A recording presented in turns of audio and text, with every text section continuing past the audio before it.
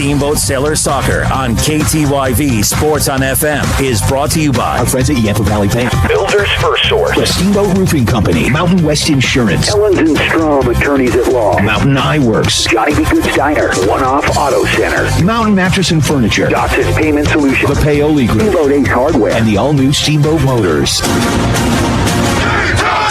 Steamboat Sailor Soccer on KTYV Sports on FM at 105.7 and SteamboatRadio.com.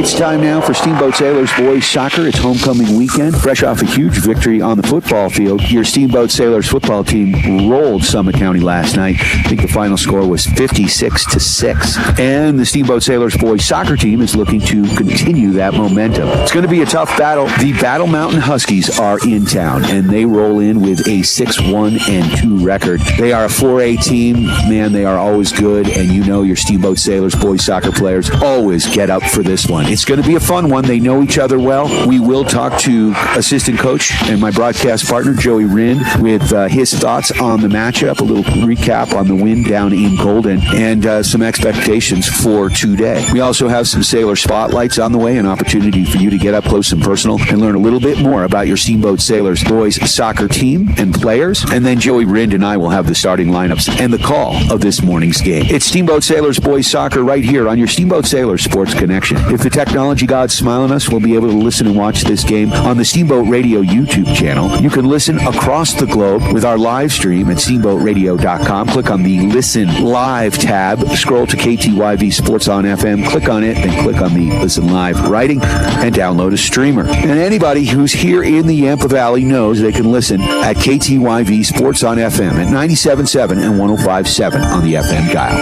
It's Steamboat Sailors Boys Soccer, and you are tuned to your Steamboat Sailors Sports Connection.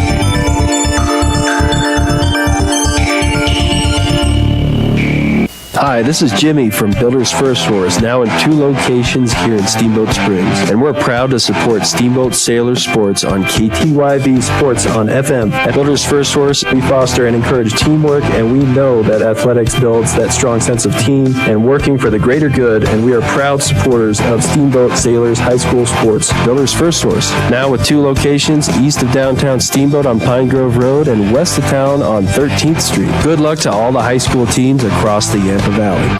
This is Todd Ellens with the Law Office of Ellens and Strom. We are proud to support the Steamboat Sailors. Hard work and persistence are the key ingredients to succeeding in sports and in the courtroom. At Ellens and Strom, we have attorneys that handle nearly all types of legal matters. Contact us at ellensstrom.com to schedule a meeting with a lawyer today. That's ELENZSTROM.com. The Law Office of Ellens and Strom, a proud supporter of the Steamboat Sailors. Mountain Eyeworks, open for all your eye care needs. Whether you're on the field, court, or ice, Mountain Eyeworks will help you play to the best of your ability. Mountain Eyeworks! Let our family help your family see better. Dr. Erica Musgrove and Dr. Brian Williams provide comprehensive eye care for all ages. Come see all the latest fashions in glasses and sunglasses. Mountain Eyeworks, located in Central Park Plaza in Steamboat and Victory Way in Quig. Schedule an appointment today at MountainEyeworks.com. Go Sailors! Ryan Harvey with Steamboat Sailors, assistant coach, and my broadcast partner, Mr. Joey Rind. Joey, how are you today? Pretty darn good. No place I'd rather be than right here, right now with you, Harv. Absolutely. Getting ready for the Battle Mountain Huskies, and I'll tell you what, here's a game. It doesn't take much for your Steamboat Sailors in any sport to get up to play that school from Vail, the Battle Mountain Huskies. Now, the Huskies, they look pretty salty. They're coming in with a 6-1-2 record, while the Sailors are sitting at 4-2. Before we get into Battle Mountain, let's do a quick little recap because we missed the game down at Golden High School, a challenging place to broadcast, but the Sailors came away with a big 1-0 victory after losing a game we both thought the Sailors should have won against Roaring Fork. Talk about the game, how the team regrouped, and how they're feeling now. Funny how it all works, right? So our mission never changes, right? We show up to training, we work hard to improve each and every day, and every single time we take the field field looking for the result. While we didn't get the result we were looking for against Roaring Fork, we were able to bounce back with another really solid week of training. Showed up last Saturday at Golden, at their place, on their turf, and it was a battle, absolute battle, back and forth, fairly equal team. I thought that we started with possession exactly the way that we had hoped. Once again, the possession numbers in our favor, attempted passes, completed passes, and we just needed to work it out so that the score worked in our favor too. Sophomore Cesar Carrillo, with about 7 minutes left, had a beautiful pass all the way across the field from senior Henry Jameson. We'll talk about him a little bit later. Right to the feet of Cesar Carrillo. Cesar 1v1 with the keeper, and he put it away about 7 minutes left, and it was a frantic finish back and forth in that next 7 minutes. However, good guys win, and so ultimately we got the result we wanted, and it was your Sailors beating the Golden Demons 1-0. Gotta love it, Coach. So we've had another week of training. It seems like this season, this schedule has been kind of spread out here in the middle of the schedule, and then things get a little difficult in a week or two here, but they're difficult here today. This Battle Mountain Husky team, they have gotten in our heads over the years. A solid program. Right now, they're 5th in their classification, which they're 4A, we're 3A. What do we have to do to get the win against these guys? Well, if I could sound like Captain Obvious here, Harv, we're just going to need to score one more goal than they do. We're going to need to play our game. We want to, again, possess. And the more we possess, the less they're going to have the ball. Keep away is imperative today. They have some weapons. They've got the kid by the name of Jacob, who is an absolute weapon. They're going to be looking for him. They like to play short corner kicks. They like to throw in long, using him to throw in the ball at 40 to 45 yards, things we've addressed here in training. So everything within reach is going to be treated like a corner kick. We have to play tough, strong defense, which we have during the course of the season, and we're going to have to really capitalize on our opportunities and keeping the ball away from them. Yeah, Jacob Methvin is a beast. He's got 21 goals and 6 assists on the season. Kind of stands out, makes it a little easy to scout. Are we going to do anything special? I sometimes worry, like, do we mark him, put a man on him, or what are we thinking? We just need to be very aware of him. And the old adage in sports, right?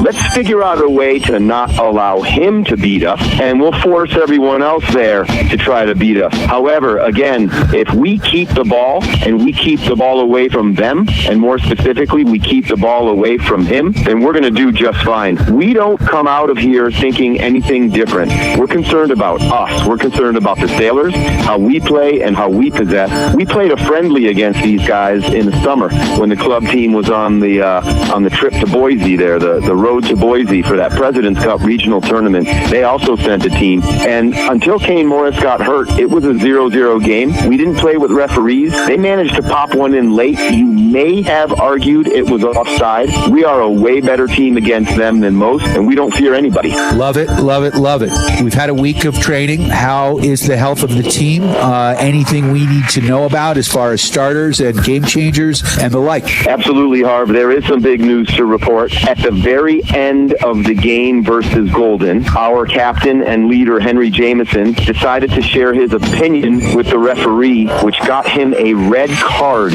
at the end of the game. We will not have the services of Henry Jameson today, and we have a plan in place to play without him. Wow. That's big. He's a leader, both physically, mentally. That's a tough one. Can you lend us an idea of what that plan may be? We are going to bolster the midfield triangle with a combination that you have seen before. Kane Morris most likely will be at the number 10. You'll have Traden Klingeman at the 8, and you'll have Daniele Uwe at the 6. So all names you've heard before, all part of the rotation already, and we're going to be ready to go. One player a team does not make. I feel bad for J-Mo. I feel sorry for Henry in that this is his last home game against Battle Mountain, and he let his mouth get himself in trouble. Next man up is the old adage, isn't it? Better now than, say, in the playoffs a couple weeks, 3 weeks, 4 weeks from now. And hopefully Henry learns from this, because, you and I know that sometimes over the years, I know my mouth has gotten me in trouble, and I've witnessed yours get you in trouble. So, we can relate. Prove it. Fortunately, we're so old it wasn't on video.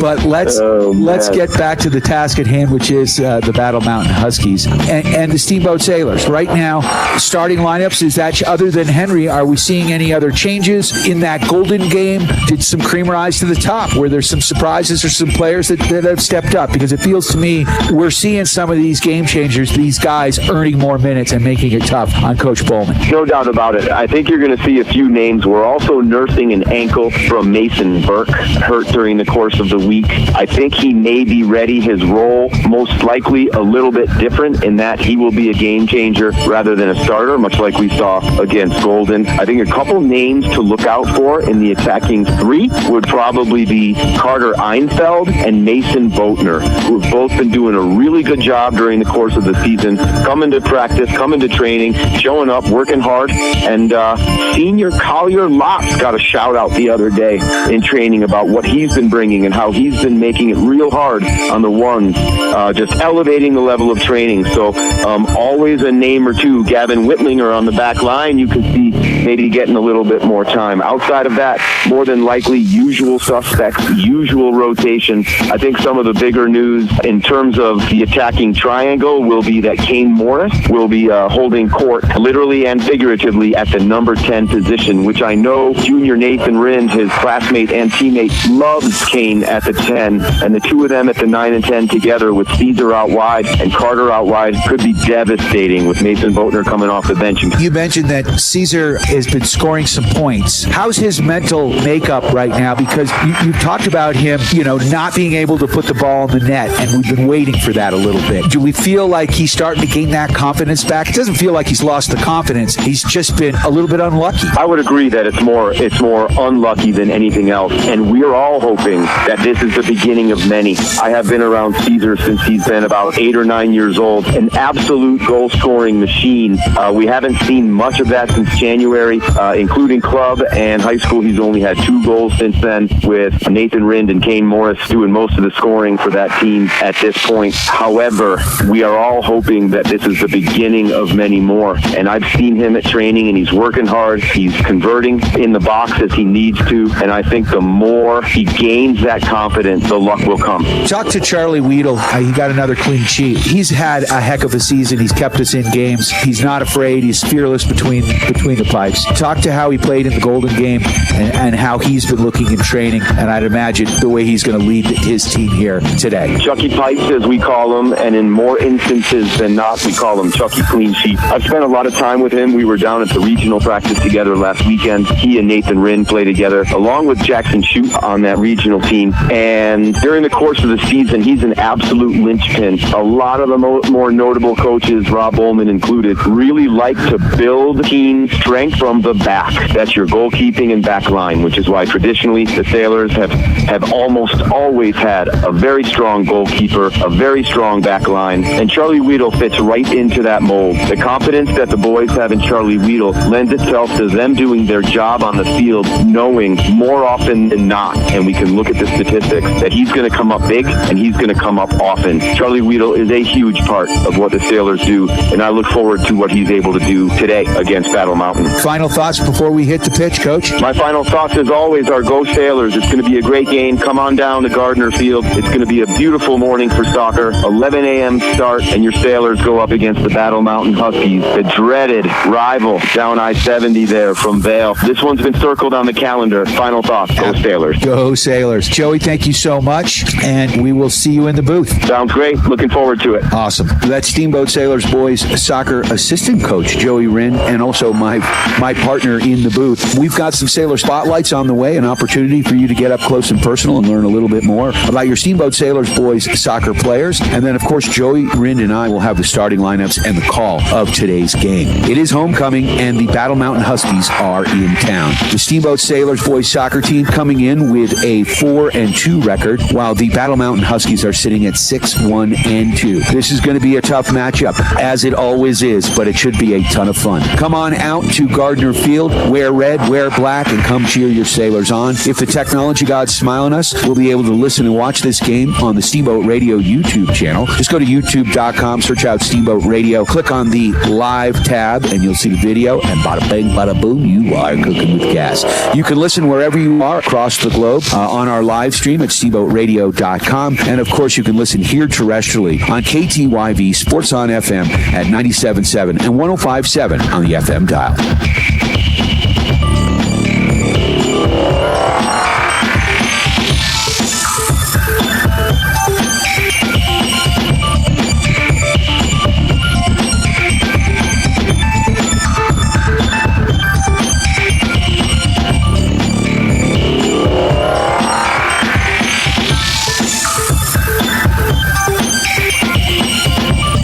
Hi, this is Jimmy from Builder's First Horse, now in 2 locations here in Steamboat Springs. And we're proud to support Steamboat Sailor Sports on KTYV Sports on FM. At Builder's First Horse, we foster and encourage teamwork, and we know that athletics builds that strong sense of team and working for the greater good, and we are proud supporters of Steamboat Sailors High School Sports. Builder's First Horse, now with 2 locations, east of downtown Steamboat on Pine Grove Road and west of town on 13th Street. Good luck to all the high school teams across the Yampa Valley.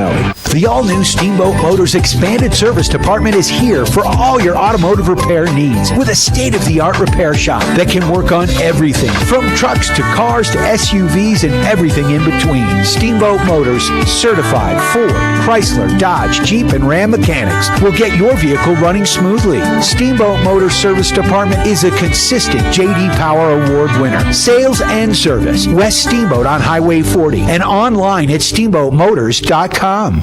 Dotson Payment Solutions are proud to sponsor Steamboat Sailors broadcast on KTYV Sports on FM. Hi, this is Zach from Dotson Payment Solutions. Are you running a local business and tired of paying too much for credit card processing and not getting the local technical support you need? Join our team today at DotsonPOS.com. That's DOTSONPOS.com. Dotson Payment Solutions is a home team for point of sale, payment solutions, loyalty programs, gift cards, and more, and a proud supporter of the Steamboat Sailors, your home team. Time now for your Steamboat Sailor Spotlight. Brought to you by Steamboat Motors, West Steamboat, Highway 40, on 105.7 KTYV. Sports on FM. My name is Mason Burke. I'm number 7. I play on the wing. I've been playing soccer for 4 years, and my team goal for the season is to win the state championship. I also play track in the spring. My favorite subject in school is sports medicine because learning to be a physical therapist or sports trainer. In the summer, I played a lot of golf. My plans after I graduate are to go to college and study kinesiology. And my favorite movie is probably The Notebook because it's just pretty cool. My name is Mason Burke, and I'm proud to be a Steamboat Sailor. That was your Steamboat Sailor Spotlight. Brought to you by Steamboat Motors, West Steamboat, Highway 40, on 105.7 KTYV. Sports on FM. Hi, this is Jimmy from Builder's First Horse, now in 2 locations here in Steamboat Springs. And we're proud to support Steamboat Sailor Sports on KTYV Sports on FM. At Builder's First Horse, we foster and encourage teamwork, and we know that athletics builds that strong sense of team and working for the greater good, and we are proud supporters of Steamboat Sailors High School Sports. Builder's First Horse, now with 2 locations east of downtown Steamboat on Pine Grove Road and west of town on 13th Street. Good luck to all the high school teams across the Yampa Valley. Charlie here from Mountain Mattress and Furniture, a proud sponsor of Steamboat Springs High School sports broadcast. Whether you are participating, watching, or listening, a good night's sleep is important to good health. With Mountain Mattress Best Price Guarantee, you'll get the lowest price on all the best brands in the country. We have the largest selection of mattresses in Northwest Colorado, and our family strives to offer the best service in the valley. Mountain Mattress and Furniture on Loggers Lane. Mountain Mattress is the place when you need to rest your face. Put our mattresses to the test, and you will see we're the best. Hey, this is Matt with Steamboat Roofing Company, and we love to sponsor all things Steamboat. As a company, we like to get families and student athletes outside to enjoy all that Steamboat has to offer. Steamboat Roofing Company is proud to sponsor Steamboat Sailor Sports broadcast. Steamboat Roofing Company, proudly working in and giving back to Steamboat's outdoor community. Ski, bike, run, roof, Steamboat. To schedule a roof estimate, please visit us at steamboatroofing.com. Again, that's steamboatroofing.com. This is Matt with Steamboat Roofing Company, and we're proud Sailor Sports sponsors. See you out there. Time now for your Steamboat Sailor Spotlight. Brought to you by Steamboat Motors, West Steamboat, Highway 40, on 105.7 KTYV. Sports on FM. My name is Ben Castor. I'm 23 and I play left or right back. I played soccer my whole life. My goals for this season are win a state championship. I snowboard in the winter, but I also play soccer year round. My favorite subject in school is PE because I like to be active and do all that. I work landscaping this summer for nature design. After I graduate, I want to get into a trade school and learn a new trade and start a business from there. My favorite movie or book is probably Surf's Up because it's a chill movie. I'm Ben Castor and I'm proud to be a Steamboat Sailor. That was your Steamboat Sailor Spotlight. Brought to you by Steamboat Motors, West Steamboat, Highway 40, on 105.7 KTYV. Sports on FM. This fall, bring fresh color home with Steamboat Ace Hardware, the great paint store inside your hardware store. From bold front doors to warm, cozy living rooms, we've got top brands like Benjamin Moore and Clark & Kensington, plus expert advice to match. All the tools, all the color, all in one stop. Steamboat Ace Hardware, your local place for paint this fall. Steamboat Ace is the place with the helpful paint folks. Hey Sailor fans, Justin Reed here with the agency in Steamboat Springs. In real estate, just like in sports, it's all about having the right game plan. Whether you're buying or selling, the agency brings the strategy, hustle, and local knowledge to help you succeed. I'm proud to support the Sailors and even prouder to serve this incredible community. Call Justin Reed at 970-761-0094 or visit steamboat.theagencyre.com for all your real estate needs. Go Sailors! Jason here with One Off Auto Center with your car tip of the day. Modern day diesels can throw a check engine light when the DEF system is malfunctioning due to the temperature drops. Bad heaters, bad sensors, and bad pumps are a common problem this time of year. Don't wait until you're in limp mode on the side of the road. That's your car tip of the day from One Off Auto Center, located at 2565 Copper Ridge Drive. Book online at oneoffautocenter.com. One Off Auto Center. We go the extra mile. Time now for your Steamboat Sailor Spotlight. Brought to you by Steamboat Motors, West Steamboat, Highway 40, on 105.7 KTYV. Sports on FM. My name is Nathan Rind. I wear number 10. I play usually out on the wing, midfield, and I'm the backup goalkeeper. I've been playing soccer for 13 years. My team goal for the season would be to win the state championship. I play basketball and ski for other sports and activities. In school, I like English just because I enjoy writing and it should help me in my future. This summer, I played a lot of pickleball, traveled for soccer. After I graduate, I plan to attend a 4-year college and pursue a degree in law. My favorite movie is Moana just because it's pretty fire. And I am Nathan Rind and I'm proud to be a Steamboat Sailor. That was your Steamboat Sailor Spotlight. Brought to you by Steamboat Motors, West Steamboat, Highway 40, on 105.7 KTYV. Sports on FM. Dotson Payment Solutions are proud to sponsor Steamboat Sailors broadcast on KTYV Sports on FM. Hi, this is Zach from Dotson Payment Solutions. Are you running a local business and tired of paying too much for credit card processing and not getting the local technical support you need? Join our team today at DotsonPOS.com. That's DOTSONPOS.com. Dotson Payment Solutions is a home team for point of sale, payment solutions, loyalty programs, gift cards, and more, and a proud supporter of the Steamboat Sailors, your home team. This is Todd Ellens with the Law Office of Ellens & Strom. We are proud to support the Steamboat Sailors. Hard work and persistence are the key ingredients to succeeding in sports and in the courtroom. At Ellens & Strom, we have attorneys that handle nearly all types of legal matters. Contact us at ellensstrom.com to schedule a meeting with a lawyer today. That's ELENZSTROM.com. The Law Office of Ellens & Strom, a proud supporter of the Steamboat Sailors.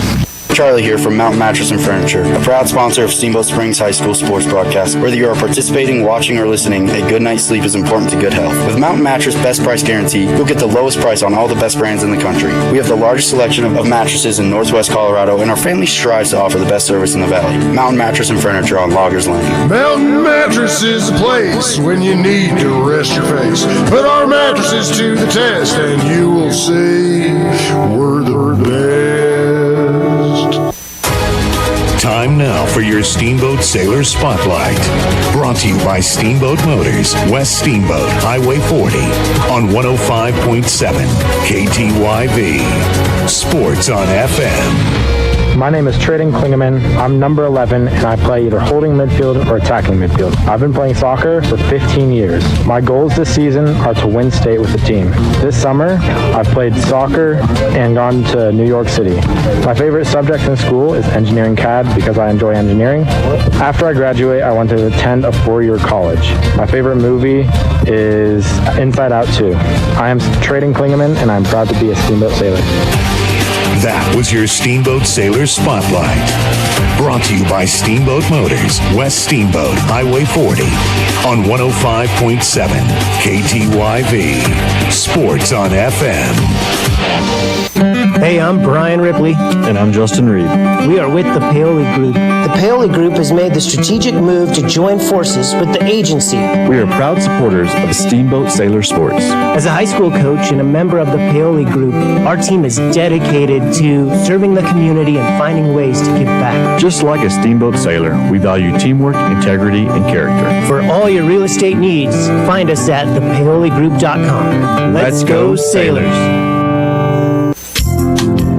Mountain West Insurance and Financial Services is proud to bring you this broadcast of Sailor Sports. They know each athlete has worked hard and dedicated themselves to their sport. That's how Mountain West was built, through hard work and dedication. Their local agents are ready to find an auto, home, business, health, or farm and ranch policy to fit your life. Visit one of their offices in Steamboat, Craig, or Meeker, and good luck, sailors. Mountain West Insurance and Financial Services, solutions for life. Mountain Eyeworks, open for all your eye care needs. Whether you're on the field, court, or ice, Mountain Eyeworks will help you play to the best of your ability. Mountain Eyeworks. Let our family help your family see better. Dr. Erica Musgrove and Dr. Brian Williams provide comprehensive eye care for all ages. Come see all the latest fashions in glasses and sunglasses. Mountain Eyeworks, located in Central Park Plaza in Steamboat and Victory Way in Quig. Schedule an appointment today at mountainEyeworks.com. Helping you and the West see better. Go Sailors! Time now for your Steamboat Sailor Spotlight. Brought to you by Steamboat Motors, West Steamboat, Highway 40, on 105.7 KTYV. Sports on FM. My name is Carter Reinfeld. I'm number 17. I'm a winger. I've been playing football for a while now, probably 10 plus years. I snowboard as another sport. My favorite subject in school is probably math because it gets me thinking. This summer I went to Spain, went to Michigan, lots of traveling around. After I graduate, I want to go to college. And my favorite movie is probably Cars as well. I'm Carter Reinfeld, and I'm proud to be a Steamboat Sailor. That was your Steamboat Sailor Spotlight. Brought to you by Steamboat Motors, West Steamboat, Highway 40, on 105.7 KTYV. Sports on FM. Steamboat Sailor Soccer on KTYV Sports on FM is brought to you by our friends at Yampa Valley Bank, Builders First Source, the Steamboat Roofing Company, Mountain West Insurance, Ellens and Strom Attorneys at Law, Mountain Eyeworks, Johnny B. Good's Diner, One Off Auto Center, Mountain Mattress and Furniture, Dotson Payment Solutions, the Paoli Group, Steamboat Ace Hardware, and the all-new Steamboat Motors. Steamboat Sailor Soccer on KTYV Sports on FM at 105.7 and SteamboatRadio.com.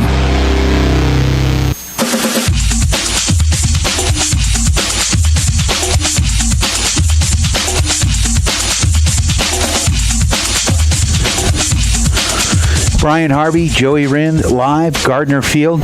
Steamboat Sailors getting ready to take on the Battle Mountain Huskies. This is going to be a tough one. Huskies coming in with a 6-1-2 record. They are a 4A school because they're slightly larger. in student population than the Steamboat Springs Sailors, who have been moved to 3A now. And the Sailors coming in with a 4-2 record.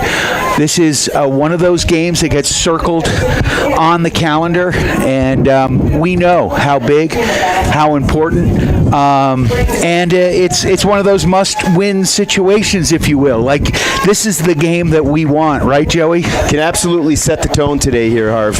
A win against Battle Mountain, number 5 in 4A, will go a long way, not to mention longtime rivals, and this could really set the tone for the rest of the season. Absolutely. And right now the Sailors have had a week off to get healthy, but as you mentioned in the pregame show, we're going to be without our captain. We are. Henry Jameson was red carded at the end of the game against the Demons in Golden last week. Senior Mason Burke has been declared out. And senior Will Height coming off an illness this week. He is ready to go. Well, that's good to hear because Will has been absolutely monstrous this year. Awesome soccer action here today. Looking for there we are, the other side, yep. This is going to be a really incredible afternoon right here. We've got ball boys from the Academy program. Here they come with the international walkout for the introductions from Howard Cosall next door as the PA announcer. We have Howard Cosall? Howard Cosall in the flesh right over there. A truculent athlete. Nice one, Harv.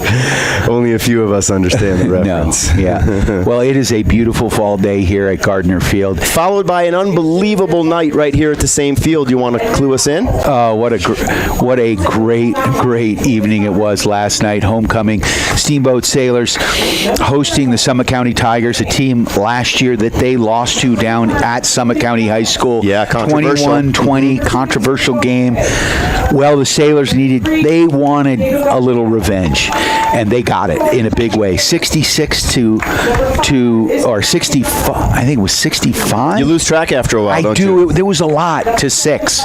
They did. We didn't get the clean sheet, Joey, but I know. That's okay. And the Sailors, most importantly, got a bunch of guys off the bench, JV players out on the field. Hugely important in the development for later on in the season, right? And that's what Coach Prismas is all about. He's building to the future, even though it feels like the future is now, because this is the Sailors football team right now. It's early. We don't know the competition that we've played necessarily, but certainly looking like one of the best football teams we've seen in the history of Steamboat Sailors football. And we love it, right? You were saying something about 2009, the year our sons were born, was the last time we were significant, right? Those kids were both 16 years old. I am pretty sure that's the last time we went to the playoffs. I'm going to have to I'm going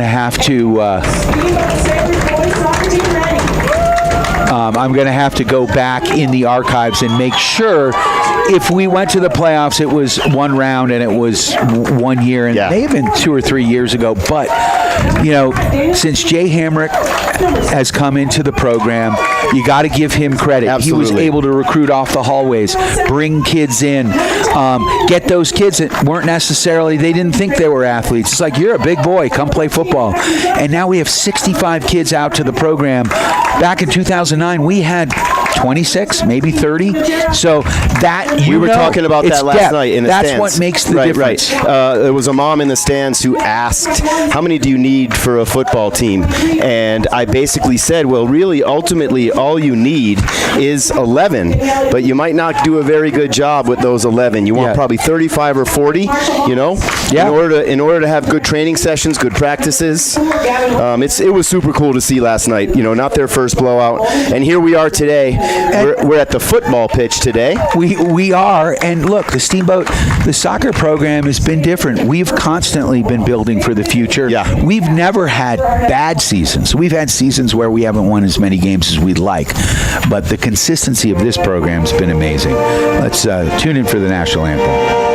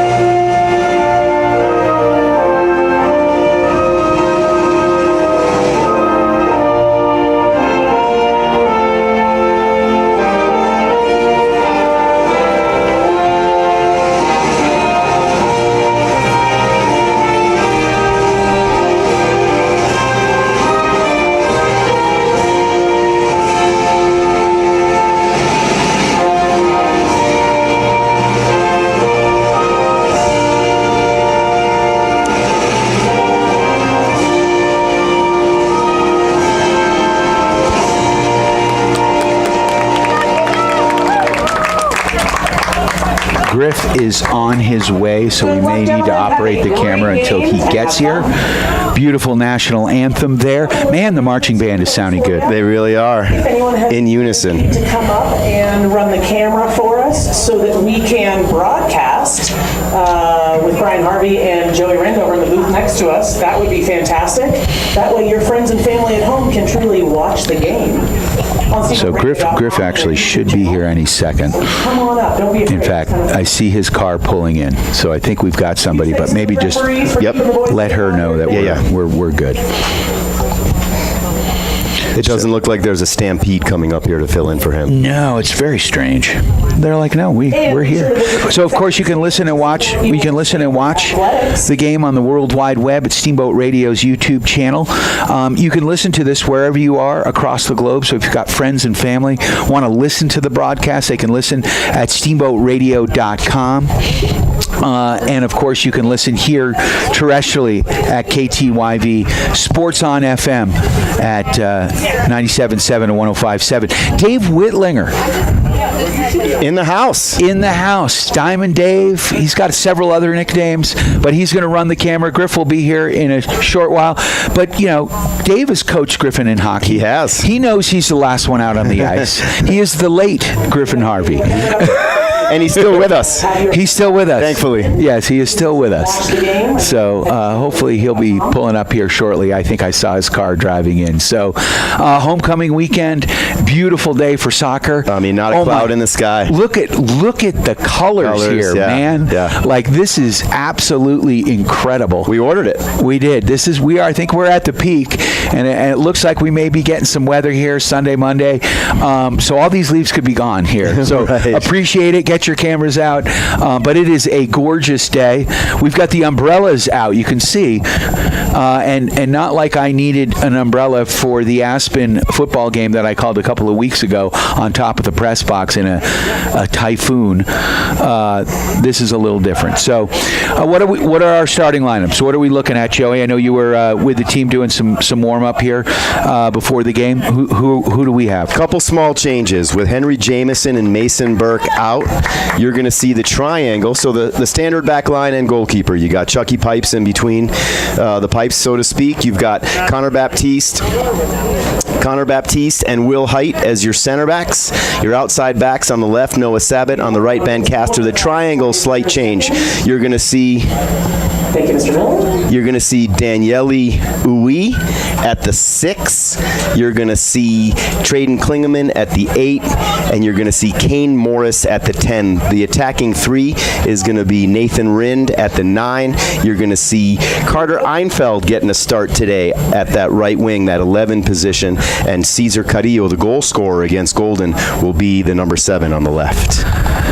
What can we expect here? You know this team fairly well. These are it's a tight group. They play a lot of tournaments against one another, but then they play together on some regional teams as well. They do, absolutely. They are all very familiar with one another. You're going to see two very similar styles. Battle Mountain perhaps is going to go a little bit more direct and over the top while trying to possess, not as much. The Sailors are going to continue what we do. They're going to knock it around. They're going to look for quick, short, accurate passes, always looking to exploit and manage space and look to attack by moving the defenders. This should be an absolute doozy. Looks like the staff neglected to put the corner flags out this morning, so we're just getting those done here real quick before we get started. An awkward slight delay with everybody on the field. However, it might actually give Griffin Harvey a couple more minutes to get here. Maybe. I'm looking to the parking lot. You know, he drives a green Subaru Outback, as does about 30% of the town. Right. So, it could have been anybody. It could have been anybody, but it looked like it was his car coming in. So hopefully he'll be here, and we appreciate. And away we go. Dave Whitlinger. As predicted, what they try to do is they try to pin their opponents back with a throw-in deep in their end. However, not as successful as they would have liked, and we're going to open with a Sailors goal kick. We knew this was coming. We trained for it, and frankly, off the kick, they blew it. You're talking Battle Mountain. I'm talking Battle Mountain. Okay. Just want to be clear here. Who's blowing what? Big booming kick from Charlie Pipes. Chucky gets that ball up to midfield. Ball getting knocked around here. Both teams trying to establish possession, but it's the Battle Mountain Huskies who have the ball here on the back line. Working it up to midfield. Nice little interception there. But again, good control here by Battle Mountain. They're very disciplined, Joey. And what we're going to see is what we've seen already so far. They're going to be very likely to move the ball back. If they don't have anything immediately to move forward, they're going to go ahead and try to stretch things out. They're going to bring it back, and they're going to reset. You're going to see Battle Mountain play backwards a lot, and that's what we have to be really careful of. They're going to lull you into sleep, and then they're going to go big and go fast. Excellent. Thank you so much. So ball up to midfield, back to the goalkeep here for Battle Mountain. We believe, is this Luke Glending in goal, do we think? Not entirely sure who. Actually, it's probably Anthony Redelius. Yeah. So he's the senior. So Kane Morris with the ball, looking to go through down that far side to Caesar, but couldn't quite get that to connect. Traden Klingeman with the ball, now sent wide. Sailors setting up, and now working it around. Kane Morris. Back to Klingeman. Klingeman tries to chip it out wide. And again, good possession here. Sailors finally settling down a little bit. Ooh. Rind battling for it on the far side. He gets knocked around, and we got a whistle. What are we calling here? He was in the box. Free kick, Joey? It's going to be a free kick right outside the box. They're not going to award that inside the box without the ball. That's a contact, non-contact, if you will. You can see Nathan shaking off that shoulder, which has been giving him a little bit of issues this season. However, it's going to be a free kick. It's going to be right outside the box. You're going to have a righty and a lefty lining up over it. Without JMO, you're going to see Caesar taking control of a lot of these lefty in-swingers. This is more than likely going to be Traden's ball. I'm just guessing. Let's see. Jumps over it, and there's a ball in the back of the net! Oh my, what a beautiful play. Joey Pate, the pitcher. Unbelievable way to start. You know, for us, somewhat predictable in that when you see Kane Morris elevate over everybody to get a ball in the back of the net off his head, not surprising at all. That is the play by design. It is to put it to the back post. It is to get it up and elevated. You get Mr. Everything right there, Kane Morris, leaping up over the crowd. Opposite way the ball's going, right? Everybody moves one way. He heads the ball the other way. Goalkeeper caught off guard, and here we are in the 3rd minute. Steamboat Sailors take a 1-0 lead. Does it get any better than this? Who took the kick? It was Traden Klingeman. Okay, that's he is the free kick taker. And a nice play. Oh man, ball's out front. Charlie Weedle couldn't quite come up with a save, and then we've got a Sailor down. That's going to be a card. Leading with the cleats. That's Noah Sabat. Noah takes a beating. His style of play, he mixes it up. He tends to take a beating. It looks like it's his back, and that's from the contact. He got taken out from underneath. First thing that landed on the ground was his back. He's going to be okay. He is so strong and such an important piece of what we do here. Sailors 1-0. You've got Battle Mountain in their white going left to right on your radio dial. Sailors in their daytime home reds going right to left with white numbers. And man, oh man, we just got away with one back there, Harv. Well, that's huge. And yeah, absolutely. A little bit of luck goes a long way, right? And let's see if the Sailors can continue control. That's Uwe with the ball. He loses it there, but good pressure by the Sailors. They get it right back. Uwe in traffic, sends it out wide. Push, that's a push. Back up the far side. Refs kind of letting things go there. Referees today, Joe Rothermall in the center, Kaya Smith. Our regular local Steamboat crew, Kaya Smith on the near side, Dave Grinnell on the far side. So a nice job by the Sailors working it up that far flank. Nathan Rind showing some hustle down that far flank. Making it hard, right? You got to just make the defenders absolutely make a play that they don't necessarily want to do. You don't have to take the ball away, but make them make a pass where they don't want to make it. Or even better, make a mistake in front of your own goal. Ooh, big quick turnover. Transition through the box. There's a shot.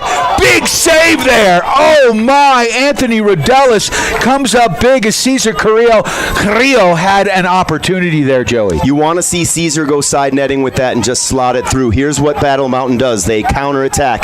Baptiste! Go ahead. Jacob Metvin has 21 goals this season. He is absolute dangerous. Oh, there it is. There you go. Equalizer. And that's what you have to. That is one thing that happens when you don't convert and you give Battle Mountain the opportunity to counterattack. It's gonna happen. That is their game.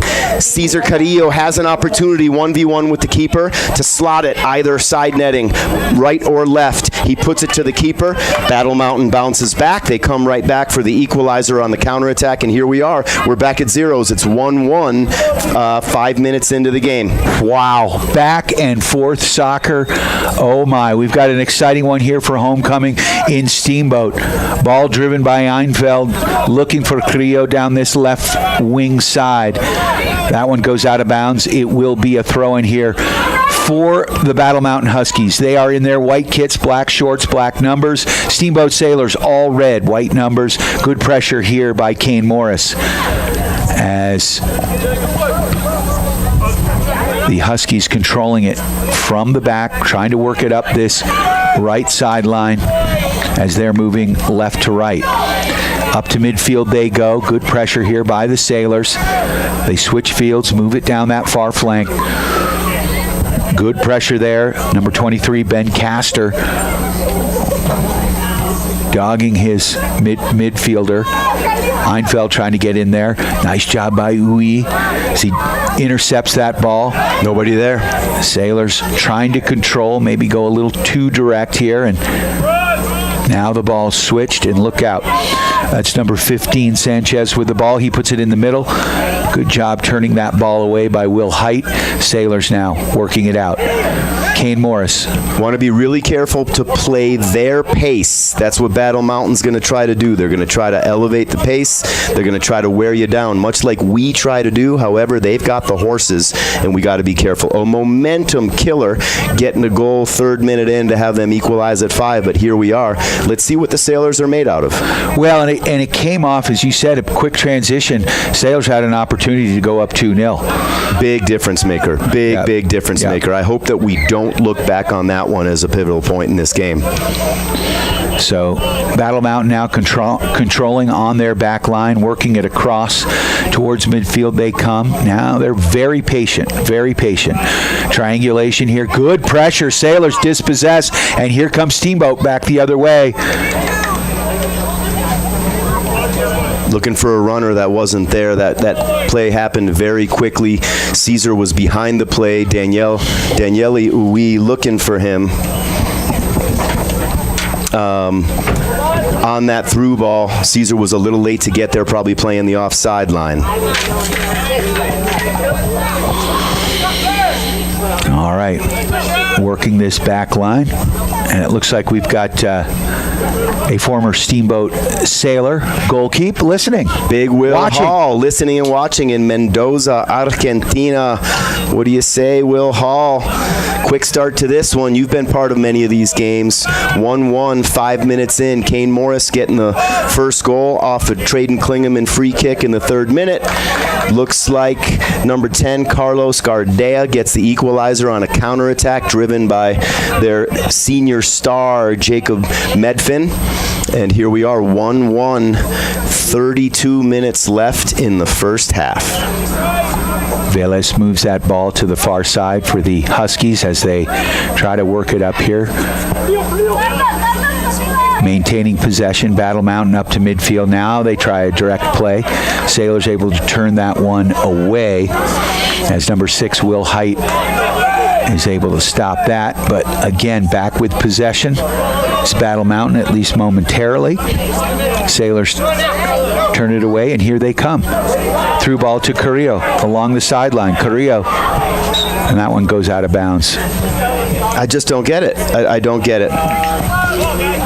chase that thing down the line and don't get a foot on it till it's too late. Right after a turnover. Let's go. Come on, you got to pick it up. You absolutely have to pick it up. This is Battle Mountain. That was Coach Joey. 31-16 left, 1-1 the score. Sailors scored first, and then bam, Battle Mountain came right back after the Sailors had an opportunity to make it a 2-0 game. Quick transitional goal. And Battle Mountain now controlling the ball on the back line. They're literally in front of their net, top of the box. And you can see they're in their base 3-5-2 right now. They're going to have 3 center backs. Their wing backs are going to play out wide. Gives them 5 midfielders against our 3, and that's going to be the game right there, is how is the middle of the field managed. Kane Morris attacking. That was Jacob Medvin. That's going to be a battle all day long. Kane and Jacob are very aware of each other. And Kane got the best of him there. We got a free kick here on the far side. About 10 yards on the Steamboat side of midfield. We're going to switch fields with it. Send it over here to Noah Sabat. Sabat with the ball. Sabat over midfield here, down this left wing side. To Morris. Morris can't control. And now Battle Mountain with the ball as they work it to the top of their box. And they're going to slide it across. And again, this is their game. Everything goes backwards in order to go forwards. So what they do is they look to draw you in, create those spaces, and then exploit it with a quick diagonal, a quick over the top. And they're going to be always looking for that number 11, Jacob Medvin. He's their guy. Everything goes through him, and that's why he's got 21 goals on the season. Battle Mountain showing a lot of patience right now as they work it across their line. Sailors not pressuring.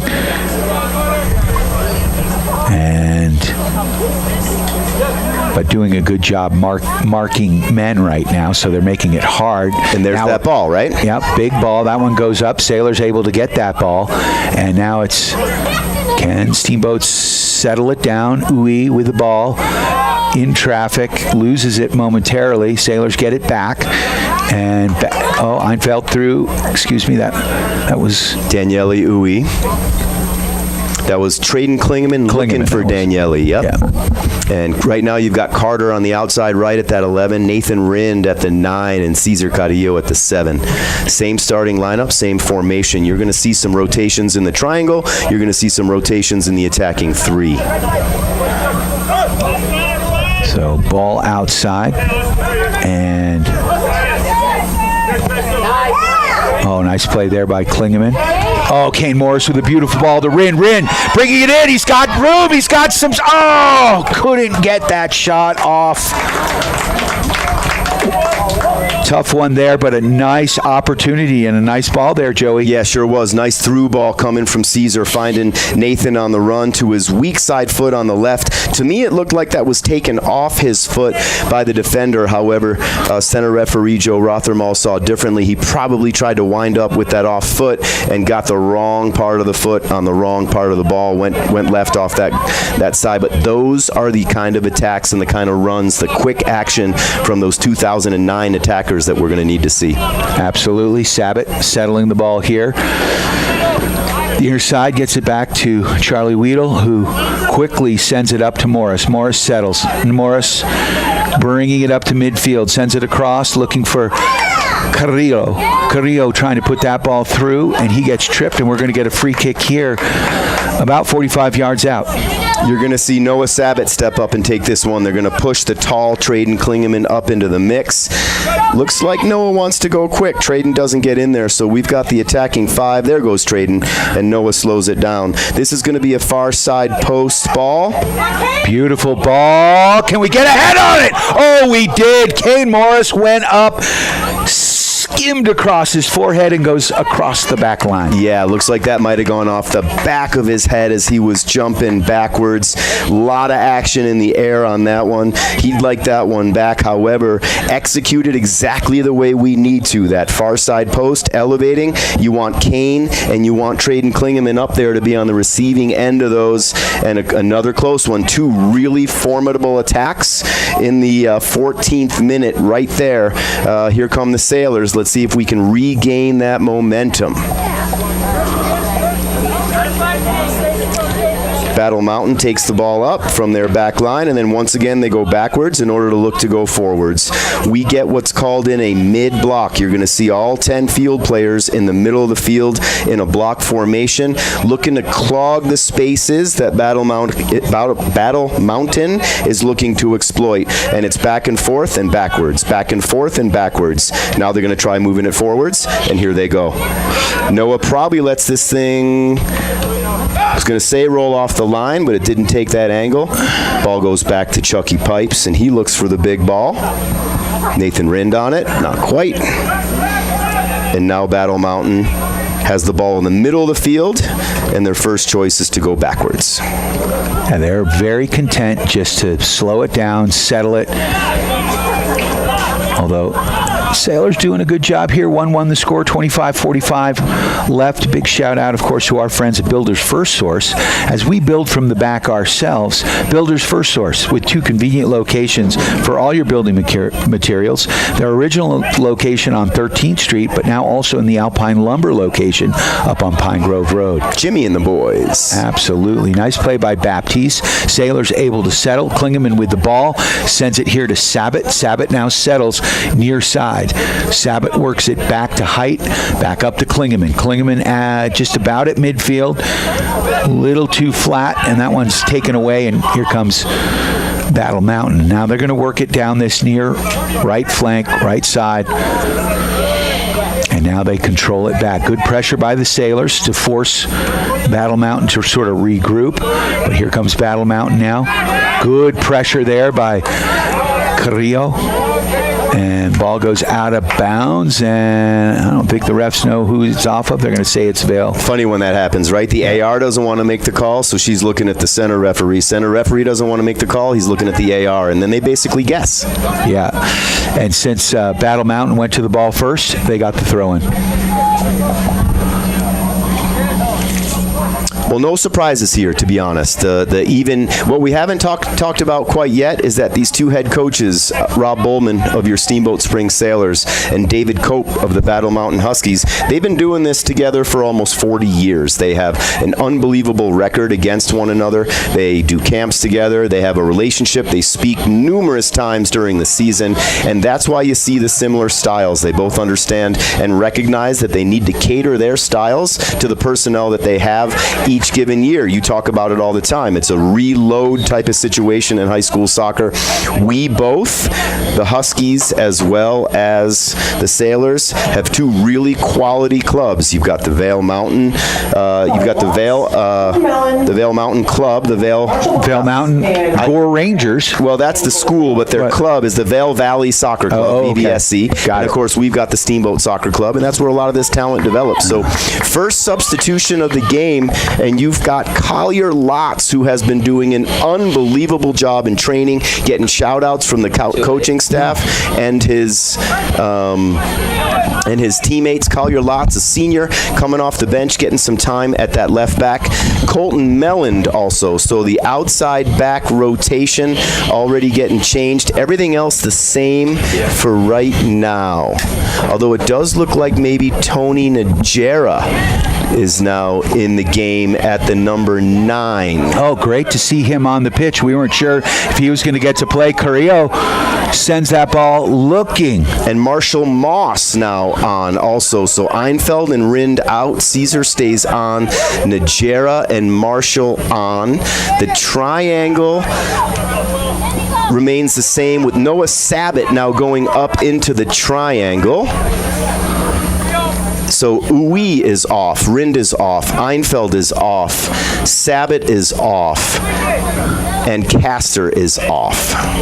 Nice play there by Kane Morris to intercept. Oh, sends a nice ball to Carrillo. Carrillo, side of the box, down to the goal line, sends a beautiful cross. Can we get a foot ahead, a foot, something on it? Nope. Ball settled there on the far side. Instead of going to it, Marshall waited for it. He allowed it to bounce a couple times. The ball played him instead of him playing the ball. Kane Morris now with the ball. Top of the box, sends it back. Now they send it wide to Carrillo. Carrillo here near side. Back into Morris. Morris turns, pivots, sends it back to Klingeman. He puts it out wide to the right. Noah Sabat all the way on the right side now is playing in the triangle. Traden Klingeman and Noah Sabat playing a little 1-2. Colton Mellon makes the run around Sabat. Sabat into Moss. Moss back to Klingeman. Nice play here, though. Oh, there's a beautiful ball. Is anybody there? And that one's going to go. Once again, looking for Carrillo to make that move. And for one reason or another, he's hanging back instead of being aggressive. We've had an issue with that back post coverage, and we need to be a little bit more aggressive. Carrillo now sends it in. Sailors trying to make something happen there. Najero, now he works it back. That's Mellon. Mellon's going to put that ball in. Oh, could not get the volley to go. And Carrillo keeps that ball in, and what are they going to call here? Not so sure about that. The entire ball has to be over the line for it to be out. From what I saw from up here, right? We don't quite have the angle. It looked like to me that the ball was still touching the line. However, here we go. So the ball pumped up. Sailors, though, able to handle the 50-50 ball on the far side. That's Marshall Moss. Moss battling for the ball. We would like to thank Mountain Eyeworks, Dr. Erica and the gang for helping me, Joey, the refs, and you all see better with two convenient locations in Steamboat and Craig. We're down to 20:09 left in this first half. 1-1 the score. Both teams have gotten opportunities, and honestly, Joey, I'm liking the way the Sailors are playing right now. It looks good. You know, I mean, this is a very equal game. No doubt about it. We're halfway in. It's 1-1. Possession has been about the same. The Sailors, frankly, have created more opportunities. However, the score is level, and that's what we judge these games on. It's 1-1, just under 20 minutes to go. Like when I asked you in the pregame show, what do we have to do to win? We have to score one more goal than they do. At minimum. At minimum. So down this right side, here come the Huskies. Into the box they go. Great defensive play there by Collier Lotz. Ball goes out of bounds, and it will be a goal kick. Love seeing Collier out there right now. He's deserved it all. He's one of those seniors that doesn't get a lot of time. He was involved in the first substitution. And you know what that comes from? That comes from working hard. That comes from basically keeping your mouth shut, your head down, and coming in and working. He's elevating training. He's doing all the right things. And I see proud mama and papa down there watching the game as well. What a great reward for the Lotz family. Absolutely. Ball settled by Carrillo. Oh, nice touch there. Looking for Lotz on the overlap. Lotz, he's tripped up, no whistle. They're going to go shoulder to shoulder incidental on that one. And can't totally disagree. Kane Morris off to the far side. There's a shot on net by number 9, Noah Sabat. He pounded that one. Now we have to watch out. This is exactly what they're looking for. They're looking for their star right there, Jacob Medfin. He's going to have to go 1v4, and we have to do a better job of clearing that ball and getting back into that compact back line. Looks like they've got numbers in the middle right now, Harv. I'm a little concerned, and there we are, stepping right up. Mellon, the wrestler, got a good base there, able to break that play up, but here comes a chip in and quick transition here by your Steamboat Sailors. Charlie gets it up to Kane Morris. Morris to Carrillo. Carrillo can't get the give and go from Najera. If Cesar Carrillo takes an earlier touch, establishes possession a bit earlier and goes, everything gets late after that, right? Really similar to hockey as to when you make those moves. I'd like to see him get on that ball a little quicker to initiate that. That rushes everything. Everything becomes late, and Tony Najera couldn't complete the 1-2. We're down to about 17:30 left in this first half. 1-1 the score.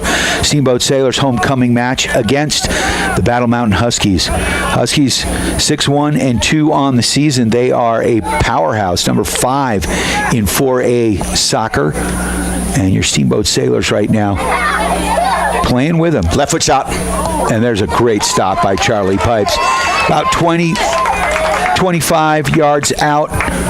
Their beast, number 11, Jacob Methvin. You can just see him loading up, right? Like you can watch his shoulders and you can watch his hips and you could tell the shot was coming. I know they didn't hear me, but I did my best to warn. I think Charlie was on it. Oh, he was. He's seen Jacob for years now. Yep. He's a big boy, too. Medvin is not small, He's not, but look at his body language right now, right? Like he's frustrated. Yeah, he expects to have a couple goals by now, except that this is the Sailors, right? This isn't just, when you look at their schedule compared to ours, arguably we've done a really good job at getting to this point. I would argue that Battle Mountain's strength of schedule isn't quite what ours is, and that's what prepares you for a season-long battle, and especially now against Battle Mountain.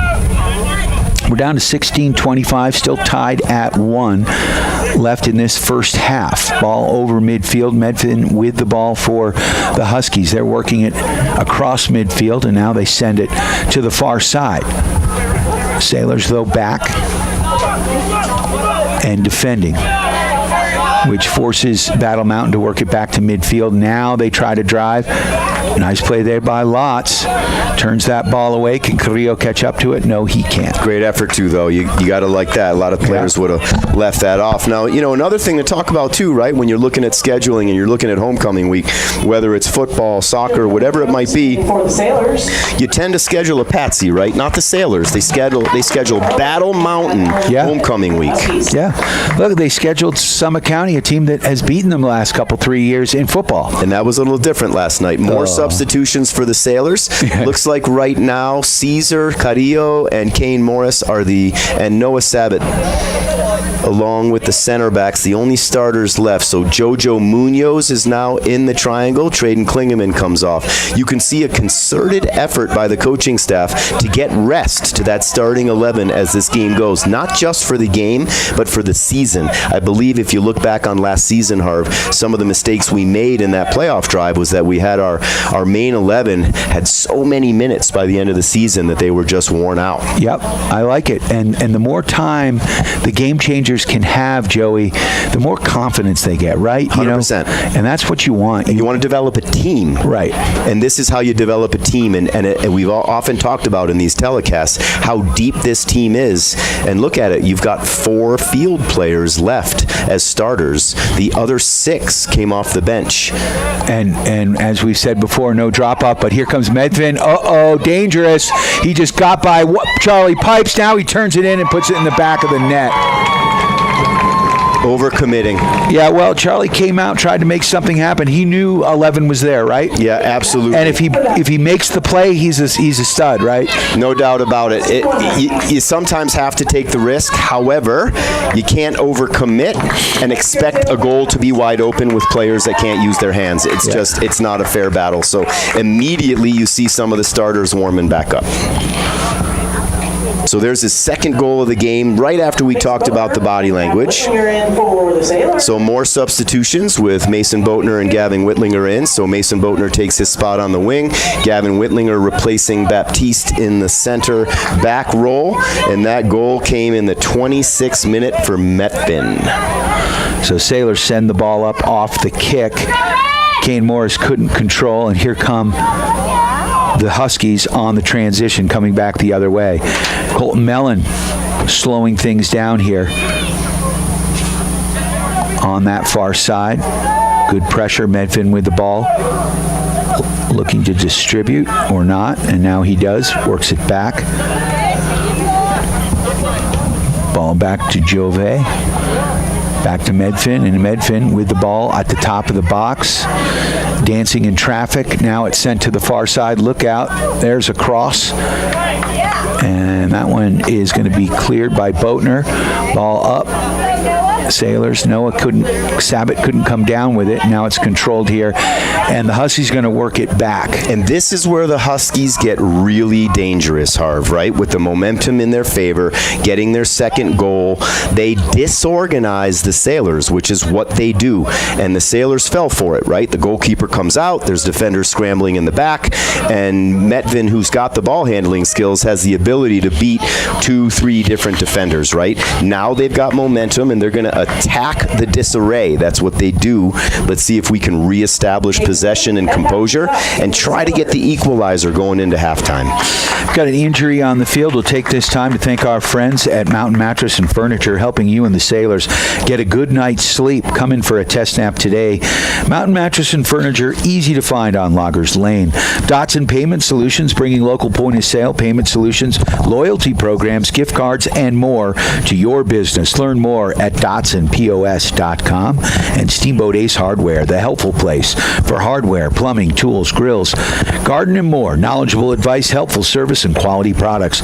West Steamboat on Highway 40. And, of course, our friends at Ellens and Strom, attorneys at law. When life throws you a yellow or red card, Ellens and Strom has your back. Criminal, civil, estate planning, real estate, business, and more. Go to ellensstrom.com. Joey, we're at 12:44 left in this first. Sailors down 2-1. Very easily could be 2-0 right now. Sailors have had some opportunities, and honestly, earlier in this half, I felt like the momentum was theirs. It's interesting how we keep talking about the pendulum. It goes back and forth. That's Dad Matt Hall saying hi to Will, listening in Mendoza, Argentina, taking the moment of the camera stoppage. Love that. But you're right, the momentum, right? The pendulum, we talk about it every broadcast. Right now, it's in Battle Mountain's favor. You could see that Nathan Rinn just came off the bench, substituting back into the game with instructions, right? He was very animated in what he was saying, and a lot of those instructions, I'm sure, coming from both head coach Rob Bowman and associate head coach Doug Klingeman. Let's see if the Sailors can recompose themselves, establish the possession, play Sailor soccer, and get that equalizer. You've got Paxton Zuck now in the game at that outside back position on the right, so going way deep into the bench. That's about 18 players already, maybe even into that 19th. And I like the way Paxton has been playing. Zuck's has had a solid season coming off the bench, and again, no letdown. Sailors back to Whitlinger. Whitlinger sending it over to Height. Height across here to Lotz with the ball at midfield. Sailors, again, controlling the ball, being patient, which is great to see, right? Interesting what they're doing right now, and granted, you've got some very versatile players here. Junior Nathan Rinn now slides into the 6, a position he played a lot last season, and in club as well. They're looking for organization and distribution. That tells me they're trying to slow things down through the middle a little bit and get those through balls, just as we see right there. And to the end line, Sailors settle. Marshall Moss sends it in, but I guess he stepped out of bounds, is that? Well, it's not stepped out of bounds. He let the ball carry out of bounds. A careless mistake. Again, we've got to be careful with that. So, Coach, I know you love the numbers of positions, but some people don't understand. Where is the 6? The 6 is the bottom of the triangle. So in a 4-3-3, you've got 4 across the back line. The triangle shape in the middle with 2 attacking players, the 8 and the 10. The 8 goes box to box. The 10 is like a false 9. It's an extra attacker at the top of the triangle. The 6 holds the triangle at the point and forms another triangle with your 2 center backs. Your attacking 3 can rotate. You generally want your 9 about 4 to 5 yards ahead, and your wings are there to provide speed on the outside, defending, and support on either post. So can I translate to a holding midfielder? Absolutely. Okay. They call it CDM, Central Defending Midfielder. Whitlinger gets it back to Weedle.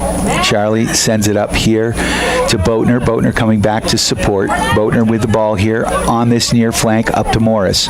Morris through midfield. And Will Height is going to send that one wide as the Sailors switch field. Marshall Moss able to settle momentarily, although Sailors lose the ball, and look out, here comes Medfin. Sending that ball in. Now Huskies with control on the Sailor side of the pitch. If we aren't able to get the equalizer, the absolute last thing we can do is concede another one. Huge difference between going in at the half down 2-1 versus 3-1. Up to Uwe from Boatner. Boatner sends that ball down. That's Najera. Najero down to this pitch. He's with it near side. tries to put that one in. Nice bicycle there by Kane Morris as he tries to settle the ball on Good the job, sideline. Kane. And it will be a Sailor throw-in. Really composed by Kane Morris with his back to goal to be able to win that ball back. You're going to see a lot of the starting lineup coming back in right now. We'll get you guys caught up. That's Traden Klingeman coming back in. That's Daniele Uwe coming back in. He'll come in for Kane Morris. Will get his first substitution. Cesar Carrillo is going to be back in, so we'll see what that does to the formation here. So Mason Boatner on a wing.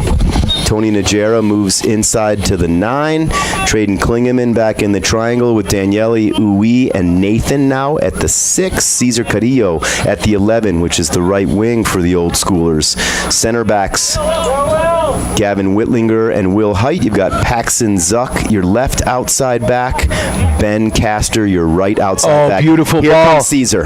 Down to far flank. Back up. Pass of death. Oh, my. That nearly went, and it's going to be a corner kick. A beautiful fingertip save by Anthony Rodelius for the Battle Mountain Huskies. Joey, what happened there, man? So you see the possession. You see the ball getting knocked around, possessed exactly at the right time. You find that run from Cesar Carrillo on the right-hand side. He gets the ball. He gets to go 1v1 with the defender. He slots it across to Traden Klingeman. Klingeman with a beautiful outside shot, just tipped away by the goalkeeper. Boatner skips that one in, and that one goes off of Carrillo or Daniele. That was Daniele Uwe.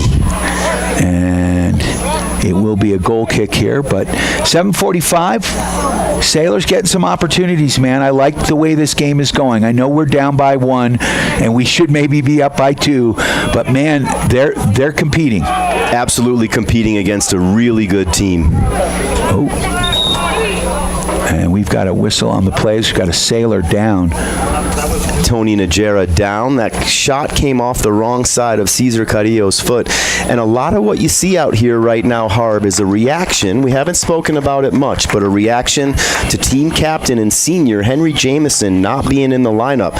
Typically would be at that 6, that holding center midfield position. A lot of different players have rotated through that position so far today. Still looking for the right combination. Right now, it's Nathan Rinn's job.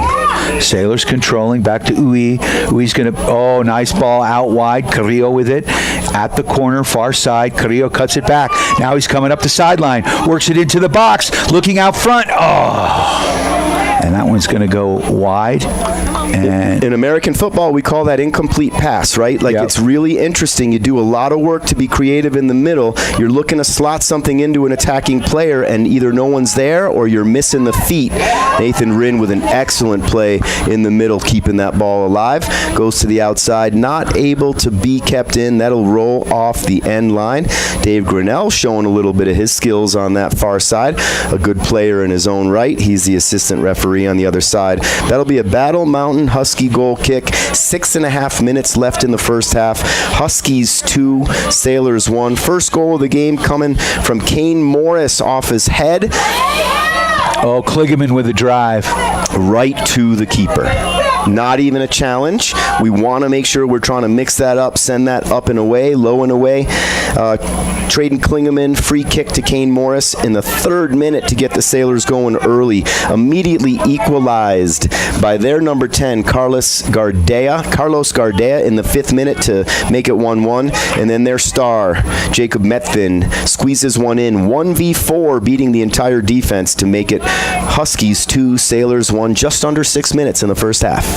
And as you speak it, here comes Medfin coming up, and Charlie Weedle is going to send that one into next week. We've got a man in Najero back there, can't settle, and here comes Battle Mountain back the other way. And now Battle Mountain forced to settle, down to 5:30 left in this first half. Sailors down 2-1. Ball worked across to this near side. Sailors pressuring Klingeman and Boatner. Najero right now looking to make something happen. And again, very patient are these Huskies. Battle Mountain working the ball back. Ooh, here we go. Boatner with an opportunity. A little too much on the touch, and the ball possessed now by Battle Mountain. This is Xavi Velez with the ball as he sends it far side. That's Medthin. Look out.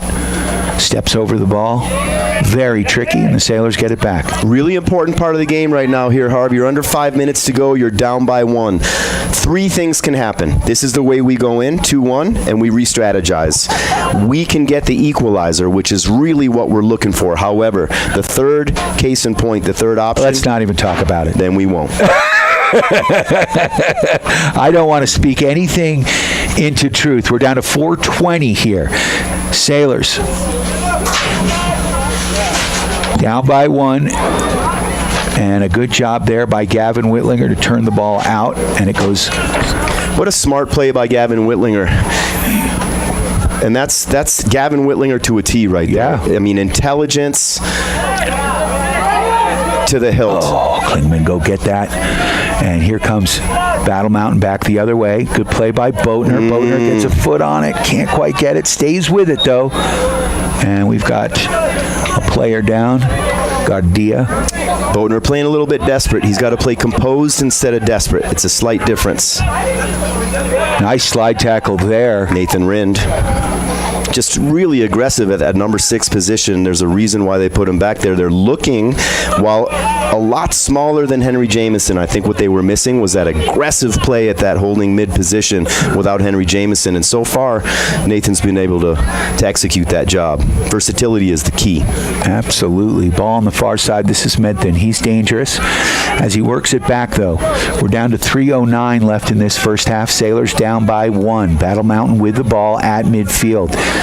Klingeman trying to step up here. Back to midfield they go. Now they send it across. Again, they're very content just to possess the ball. Sailors also content in their mid-block, and this is exactly by design. They're going to crowd the middle, take away the spaces for the Huskies to work just like that, right? Yeah. You take away the space. A lot of pinging and ponging back there with the balls, but this we have to be careful of. Look out. Here comes number 17 down that far flank, Escalara, on the sideline. And he comes down that goal line, sends it back. Dangerous play, but the Sailors able to turn it away. Whew. That was a close one as we get down to 2:20 left in the half. Mr. Composed himself, Will Height, making that play. Absolutely. The aggressive bulldog on the right side, Ben Castor. That's what you're going to get out of him. You're going to get 110% at all times and a super aggressive on the right side. We are approaching the 2-minute mark right now. Huskies 2. They are in their white uniforms going left to right. Sailors in their daytime reds. Their homes going right to left. Under 2 minutes to go. Sailors in their mid-block, preventing that third goal while trying to execute the second. Let's see if we can get the equalizer as time goes down. What a great motivator that would be going into the half. And 1:36 to go. Time's just ticking away. Kane Morris looks like he checked back in. They're going for it. So Tony Najera comes out. Kane Morris comes back in. So your attacking 3 is Mason Boatner on the left. Kane Morris goes to the 9. Cesar Carrillo is at the 11. So your right wing and left wing. Triangle, you've got Traden Klingeman now at the 10. Daniele Uwe at the 8. Nathan Rinn still at the 6. Backline, Paxton Zuck, Will Height, Gavin Whitlinger, and Ben Castor. And here come the Huskies. Ball worked in. Across. That's the play. That is exactly the right play at this point in time of the game. Can Kane Morris run it down? And a nice play there by Boatner as he sent that ball into next week. We're down to 44 seconds. But yeah, cleared that ball out of the box. You don't want it there. You don't want to give these guys too much time to work. But here comes Medthin with wheels. Look at Nathan. Look at Nathan. And all the way down and goes out of bounds. And I believe that's going to be a Sailor kick. And I don't know, is that a delay? So I like what I saw there, right? Nathan was not playing the ball. He knew in order to beat the bigger and more physical Jacob Medthin, he just laid his shoulder right in the center of the back. Referee let them play. Ball goes off the line. It turns out to be a Sailors goal kick. A pretty good, intelligent play, speaking of intelligence right there. And that's going to do it as we wind down and end this first half. Big shout out, of course, to Mountain West Insurance and Financial Services, bringing you the insurance goal of the game. Mountain West Insurance and Financial Services, solutions for life with locations in Steamboat and Craig. Mountain Eye Works, helping you and the refs see better for all your eye care needs in Central Park Plaza, online at mountaineyeworks.com. Steamboat Roofing, for all your roofing needs, go to steamboatroofing.com, helping you and the sailors raise the roof after each and every victory. And of course, our friends at One Off Performance Center, formerly Doc's Auto, same great service, same great place for all your automotive repair needs, easy to find on Copper Ridge Drive. Yampa Valley Bank, Yampa Valley's only locally owned bank, with locations in Steamboat and Craig. They are lending member FDIC. Also like to thank Steamboat Motors, sales, service, parts, and accessories.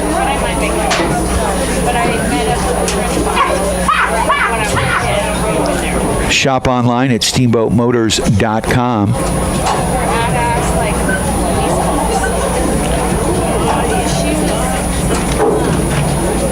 West Steamboat on Highway 40. So we're having some technical issues here with my computer.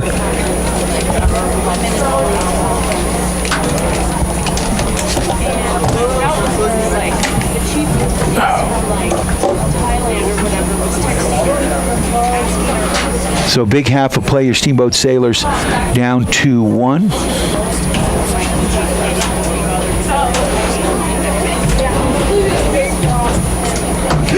Sorry, buddy. Sorry. The chair. Okay, good. It's nice and cool in here. Hello. Go ahead.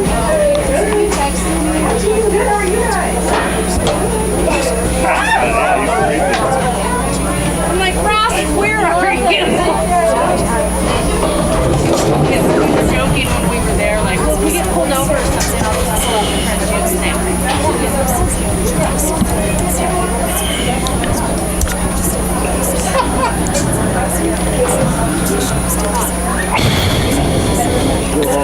We'll take this opportunity to thank a few more sponsors having some technical issues getting back to the studio. I'd like to thank our friends at Builders First Source with 2 locations.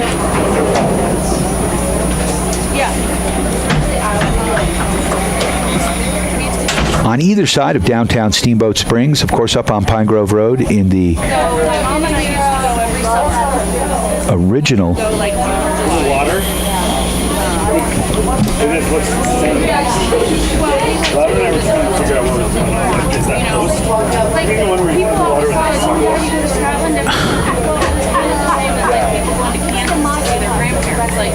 we went around visiting relatives. And you know, my mom would try to take me to do like some of these touristy every trip we went. But you know, so yeah, I mean, any time of year I was there, you're ready for rain every day. You're ready for rain any day or any time of day. We should do it.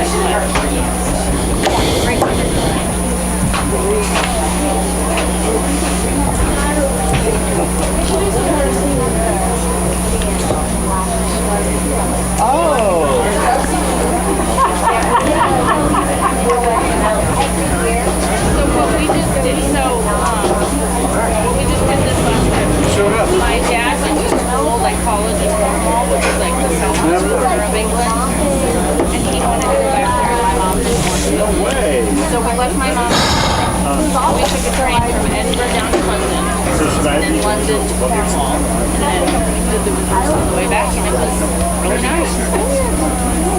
And what my dad did was he bought rail passes here. You can only buy them here. You can't buy them when you're in the country.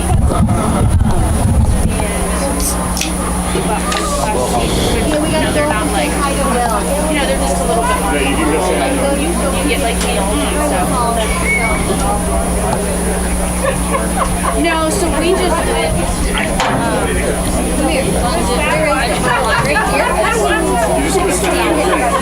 So the way the rail thing was right here. So you activate it each day.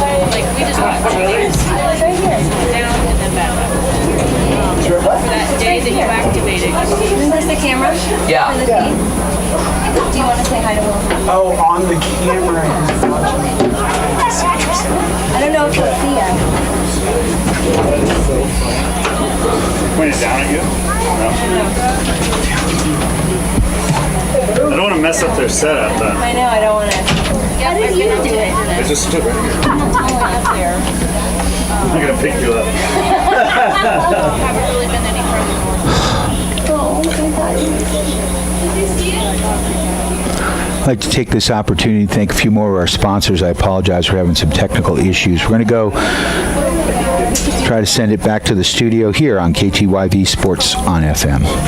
Steamboat Sailor Soccer on KTYV Sports on FM is brought to you by Our friends at Yampa Valley Bank. Builders First Source. The Steamboat Roofing Company. Mountain West Insurance. Ellens and Strom Attorneys at Law. Mountain Eye Works. Johnny B. Good's Diner. One Off Auto Center. Mountain Mattress and Furniture. Dotson Payment Solutions. The Paoli Group. Steamboat Ace Hardware. And the all-new Steamboat Motors.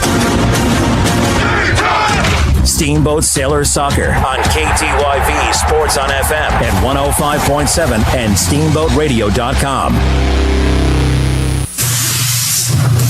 This fall, bring fresh color home with Steamboat Ace Hardware, the great paint store inside your hardware store. From bold front doors to warm, cozy living rooms, we've got top brands like Benjamin Moore and Clark & Kensington, plus expert advice to match. All the tools, all the color, all in one stop. Steamboat Ace Hardware, your local place for paint this fall. Steamboat Ace is the place with the helpful paint folks. Jason here with One Off Auto Center with your car tip of the day. Modern day diesels can throw a checked engine light when the DEF system is malfunctioning due to the temperature drops. Bad heaters, bad sensors, and bad pumps are a common problem this time of year. Don't wait until you're in limp mode on the side of the road. That's your car tip of the day from One Off Auto Center, located at 2565 Copper Ridge Drive. Book online at oneoffautocenter.com. One Off Auto Center. We go the extra mile. Hey, this is Matt with Steamboat Roofing Company, and we love to sponsor all things Steamboat. As a company, we like to get families and student athletes outside to enjoy all that Steamboat has to offer. Steamboat Roofing Company is proud to sponsor Steamboat Sailor Sports broadcast. Steamboat Roofing Company, proudly working in and giving back to Steamboat's outdoor community. Ski, bike, run, roof, Steamboat. To schedule a roof estimate, please visit us at steamboatroofing.com. Again, that's steamboatroofing.com. This is Matt with Steamboat Roofing Company, and we're proud Sailor Sports sponsors. See you out there. Time now for your Steamboat Sailor Spotlight. Brought to you by Steamboat Motors, West Steamboat, Highway 40, on 105.7 KTYV. Sports on FM. My name is Noah Sabat. I am number 9, and I play right back and center mid. I've been playing soccer for 13 years, and some personal goals I have for this year are to score some goals, and the team goal is to win state, of course. I like biking, snowboarding, and just hanging out with my friends. My favorite subject in school is math because it comes really easily to me. And I went to California with my mom this summer and surfed. After I graduate, I want to go to college and study pre-med.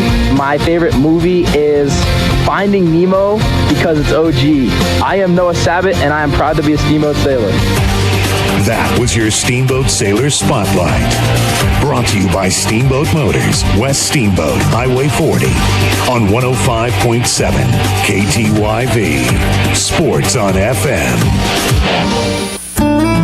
Hi, I'm PJ Wharton, president of Yampa Valley Bank, and I want you to know how proud we are to sponsor this Steamboat Sailor sports broadcast on KTYV Sports on the FM. Steamboat Sailor fans are the best, and we support our sailors on the turf, the court, the pitch, and even the track. If you can't be there to cheer our sailors on in person, Yampa Valley Bank is thrilled to provide this broadcast just for you. Go Steamboat! Member FDIC and Equal Housing Lender. Hey, I'm Brian Ripley. And I'm Justin Reed. We are with the Paoli Group. The Paoli Group has made the strategic move to join forces with the agency. We are proud supporters of Steamboat Sailor Sports. As a high school coach and a member of the Paoli Group, our team is dedicated to serving the community and finding ways to give back. Just like a Steamboat Sailor, we value teamwork, integrity, and character. For all your real estate needs, find us at thepaoligroup.com. Let's go Sailors.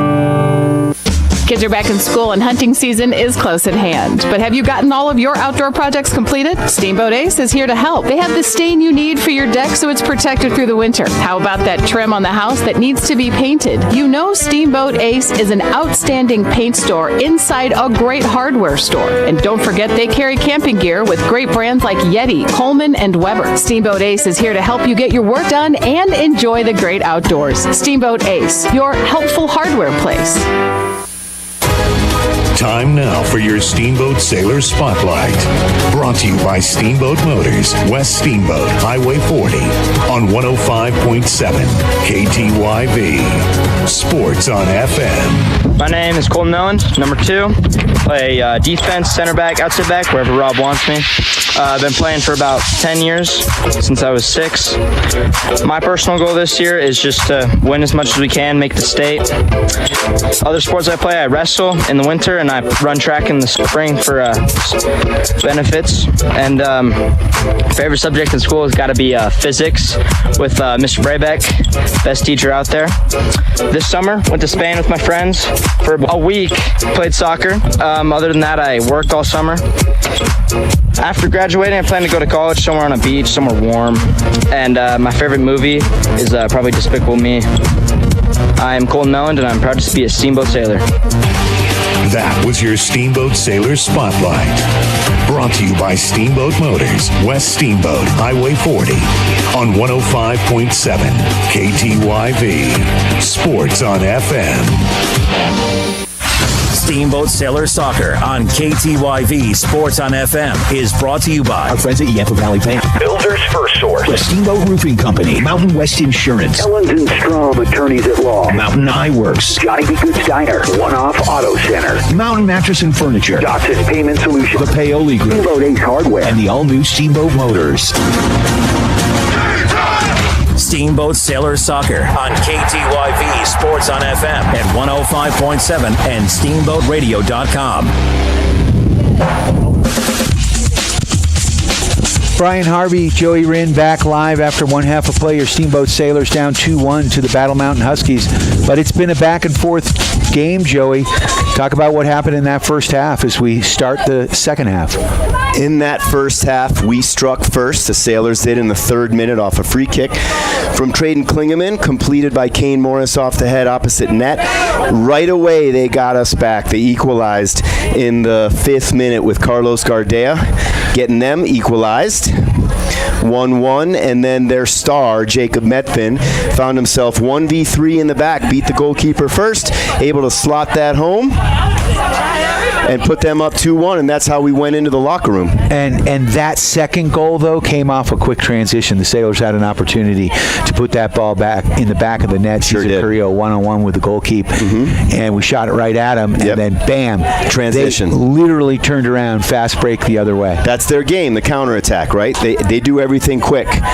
They're patient, they're composed, they go backwards first, and then they look to strike. The message at halftime was clear. Coaching staff loves what they see right now. They've made a couple adjustments coming out of the locker room that we saw towards the end of the first half, with junior Nathan Rinn dropping back into that holding mid, that number 6 position. Marshall Moss coming out, starting the second half at the 9. Carter Einfeld at the 11, which is the right wing. Cesar Carrillo at the left. The back line, your starting back line, that's been all season. Connor Baptiste and Will Height in the middle. Noah Sabat on the left. Ben Castor on the right. Kane Morris at the 10.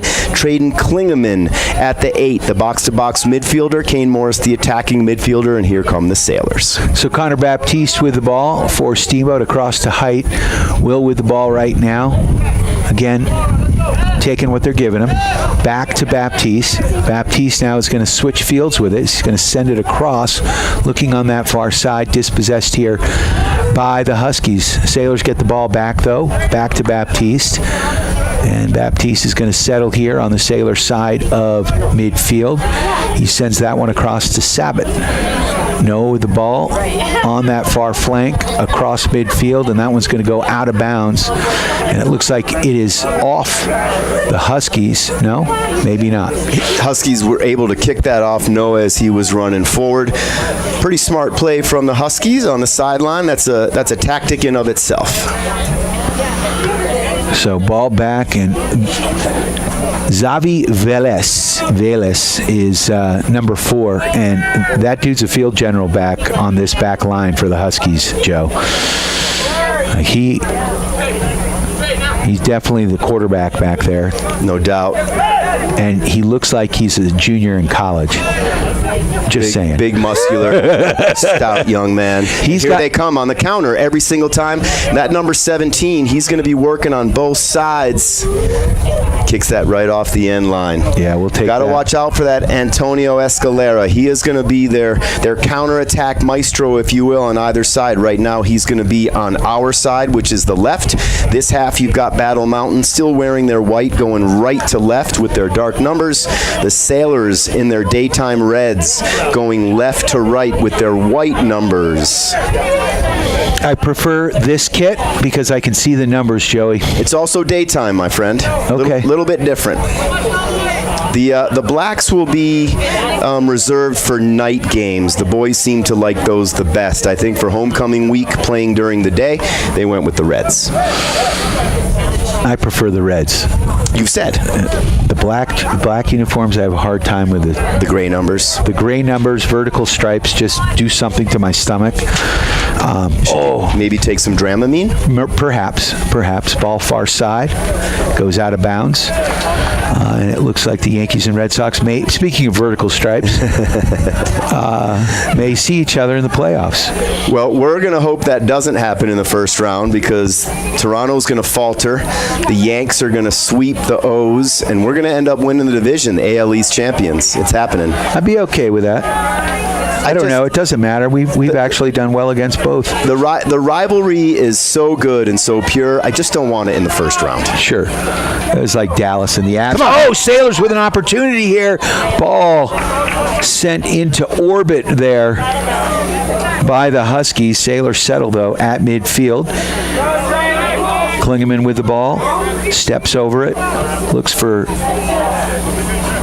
Carter Einfeld here on this side. Sent a little bit behind him, but the Sailors had an opportunity. What happened there, Joe? I like what the formation does, right? You have a very athletic holding mid now in Nathan Rind, who's able to push forward on the attack, which you don't necessarily get with Jamison. You don't necessarily get with Uwe. We got numbers up in the middle. What we're trying to do is exploit that huge space that you see between their midfield and their back line. That's our area to work, right? So the two messages at halftime were, first of all, they've only gotten behind us twice. The fact that they've converted both times is one thing. We've done a good job. Right. The back line doesn't need to panic. We don't need to stab. The other message was, look at all the space they're giving us between their back line and their midfield. And that's the area that we want to win the ball and combine to go to goal. Klingeman gets called. And we're going to get a free kick here for the Huskies just over midfield with 34-13 left in this ball game. Sailors down 2-1. Thanks to our friends at Builders First Source for all your building materials with 2 convenient locations on both sides of downtown Steamboat. Great play from Carter Einfeld right there to get the deflection. Absolutely. A little bit of a hockey dump off right here for you, Harv. Yeah, as a dump and chase, if you will. Nobody's hopping over the boards on this one. No. Again, Xavi Velez, I believe is how it's pronounced, with the ball. And works it up to Medvin. And he's going to send that ball down this left flank. And look out, because here comes Escalara. And he's in the box. He sends that one across. He's got a man sitting back door. And he put that one between the uprights. We'll take it. Defended well, right? You saw the entire back line drop together, A. B, nobody panicked. We didn't over-pursue the ball. We didn't have more defenders on the ball than we needed. We forced them to make the play. They made the play. It just wasn't the right play. In turn, it's our goal kick. So exactly the message in the locker room. We don't need to panic. We just need to defend well and defend together. That's exactly what we saw there. That's a victory. That's a win right there for the Sailors. We'll take it. Every little victory. And again, the Sailors playing with these guys. This is a very equal match right now. And there's a through ball. Oh, nice job there by Klingeman. First touch, Carter. Carter Einfeld now. Einfeld putting that ball high in the air, and it goes just over the net. That could have snuck in. You may as well. I like everything Carter did there, right? He won the ball. He was able to get that first touch, get in behind the defender. He was getting double teamed, right? So the only thing he could have done was try to cut it across. More than likely, it deflects off of the defender. What he did was he just popped it on the net, right? That's all. Yeah. That's all he could do. And yeah, that could have been lucky. That could have gone over. However, I think the goalkeeper right there, Anthony Raudales, had that played really well. And once again, the Huskies are trying to exploit the middle of the field with their 5 midfielders against our 3. Oh, and there's a through ball. Look out. Charlie Weedle's going to come out one time. That ball up to midfield. Control here by the Huskies. Nice play from Charlie Weedle with his left foot. And now the ball pumped up. Cesar Carrillo trying to settle. He can't. Marshall Moss pressuring. Controlled here by the Huskies. Across midfield. Into the Steamboat side of the pitch. Carter Einfeld. There you go. Nice job. Dispossesses as he comes and had some time. Needed to be patient. I think so too. A couple more touches might have done the trick. However, I also want to see Marshall Moss be more than just a body. I want to see him get involved. I want to see him get some touches instead of just taking up space. He's doing a good job taking up 2 or 3 different defenders. Let's see if we can get the ball at his feet. That ball goes out of bounds, and it looks like it's going to be a throw in here for the Huskies. We're down to 31-04, 2-1 the score. Sailors down by 1 to the Battle Mountain Huskies. Of course, you can listen and watch this game on the Steamboat Radio YouTube channel. Thanks to Griffin Harvey for making it in. Absolutely. The late Griffin Harvey. Yeah. He's here running the camera. We appreciate it. Thanks to Dave Whitlinger for helping out earlier. Connor Baptiste now with the ball. Sailors work it across. That's Will Height with it. Sends it up. Flat ball right up the middle. Marshall Moss couldn't control, and look out. He's offside. No doubt about it. Well played again by the back line. Step up, bring him off. Defend together. Defend together. Sailors working the ball up the far flank. Carrillo with a bicycle kick there. Moss trying to settle. A little too much on it. Moss thought he was playing lacrosse there. Dropped his shoulder. Stopping the clock. And drop number 7, Carlos Ventura. And are we going to see a card? We are. Marshall Moss will come off. More than likely, Tony Najera will be the one who comes off to take that number 9 position. Here comes Tony. Tony scoring a goal earlier in the season that was brilliant. Yeah.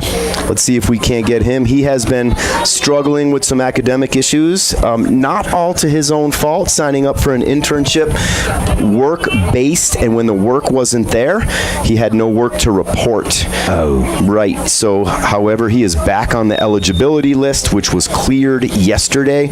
Good to see Tony back out here. He is a crucial bench player, a game changer coming off the bench in that attack position. Let's see if Tony can be the one. Well, interesting what the Battle Mountain Huskies are doing right now. Their stud, leading goal scorer, he's got 21 goals and 9 assists on the season. 22. And 22 now. But number 11, Jacob Medfin, is back on the back line right now. And look out.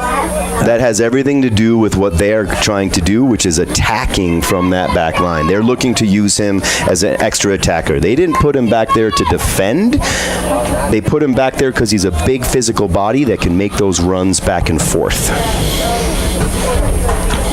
But it's a game of tactics, right? And again, we mentioned earlier, Rob Bowman and Dave Cope. They've been doing this against one another for quite some time. Here comes a short corner kick. They do this a lot. They want to draw a defender out, and they're looking to get that second or third ball back in. We've trained all week to try to prevent this. Look, they're trying to draw us out, and they're looking to get a big ball in. Nice job there by Connor Baptiste to get a foot on that one. And here comes Steamboat back the other way. So well defended, Joey. Exactly the way we trained. So Najero right now putting some pressure on there. He's like the Eveready Bunny out there. He just moves. He just moves at a different pace, and he looks like he moves at a different pace. Yeah, and it's great. Come on, Caesar, convert on this one. Caesar sends it out, looking. Nice play there by Anthony Rodelius, the goalkeeper for Battle Mountain, to come out and get that ball. The idea was there for Caesar to connect with Tony just a little bit in front of him, and now we got to watch out for the counter because here they come. Oh, nice place by Connor Baptiste. All ball on the slide tackle, taking it away from Medfin. That was beautiful. Again, defending together, right? They're going to send Medfin up. He is now playing more in the middle of the field. He tends to be a positionless player, right? He just gets to roam and do what he wants. A creative, strong, physical young man who scores a bunch of goals. Ball lofted down that far flank. It's going to go out of bounds, and it'll be a Sailors goal kick. We're down to 27:52 left in this ball game. Sailors down by 1, 2-1. Sailors, they're right here, man. Right there. I'm feeling it, Joey. I'm feeling it. Are you feeling it? I'm definitely feeling it. I'm not happy about how we conceded that second goal, but that was in the first half. Let's get the equalizer first. Let's move forward. We are playing the way we trained to play this week. We are executing and playing very well. We've got to get on the right side of the scoreboard. Just like we want our players, I want our broadcaster to have a short-term memory. Okay, we're going to forget that goal, and we're going to move ahead here as Klingeman gets that ball up to Kane Morris. Kane Morris working that far sideline. I've got another 80 minutes following this with the U15 girls over on Dudley at Emerald, so come join us if you haven't gotten enough, and the JV game isn't for your liking. Come on down to Emerald. Hardest working man in the soccer community. You were in Craig yesterday evening. I was. Coach, working it. It's great to see. It's awesome. Sharing your passion. It's good. Medfin with the ball. Top of the box. In traffic. Oh, beautiful dispossession there. Oh, Clayton Klingeman stole that ball, and now ball back to the back line, but that was a sweet play. It absolutely was. And again, you can see effort and body language, right? You have Medfin loses the ball, slumps the shoulders, makes no effort to win it back. It tells you the difference between he and Traden Klingeman in terms of work ethic. I would never make a comment on the kid that I don't know, but I know enough about him, and I certainly know enough about Traden. What a great win from Traden on that particular play. Let's see if we can't get something going now. Got a throw in here near side. Einfeld's going to take it. Carter here, and it's right at about the top of the box, so about 18 yards up from the goal line. Sailors get that ball in, working it back there. Ben Castor and Einfeld trying to make something happen. So a bad touch from Ben leads to a bad touch from Carter that leads to a turnover. So if we can clean that up, make a good touch immediately. We are in there defending third right now. We had Nathan Rinn pushed up and Traden Klingeman hanging back. We were going for it, and you've got to be able to complete those passes on the sideline to get that ball back in the mix. However, here we are, 25-25 left in the second half. Huskies up 2-1, going right to left on the radio dial. Oh my, what another great play by Connor Baptiste. He's like Stretch Armstrong out there. I'll tell you, and this is the second game we've seen him just absolutely perform at an incredible level. Normally we were relying on and counting on Will Height. Will Height coming off an illness. In the last two games, Connor Baptiste captaining that back line, leading it as the senior he is. Man, oh man, is he playing well right now, Hart. No doubt. We're down to 24-50, 2-1 the score. Battle Mountain on top. Sailors, though, pressuring here. Battle Mountain working it along their back line now. Bringing it up towards midfield. That's Medfin with the ball. He's dispossessed. So Sailors certainly doing a decent job of controlling Jacob Medfin. You know, you want to force other players to beat you, not him. He's obviously got his one, which is kind of par for the course. Can the Sailors get another one? Here comes Carrillo, streaking into the box, sends it in, across the goal mouth. What an opportunity. My, oh me. I thought it was the right idea to go far post. Absolutely, but once again, we don't have that far post protection, right? Carter Einfeld did everything he could to get to that back post. He went to look look to beat the keeper on his far side and get help. The help wasn't quite there. Carter Einfeld now comes off.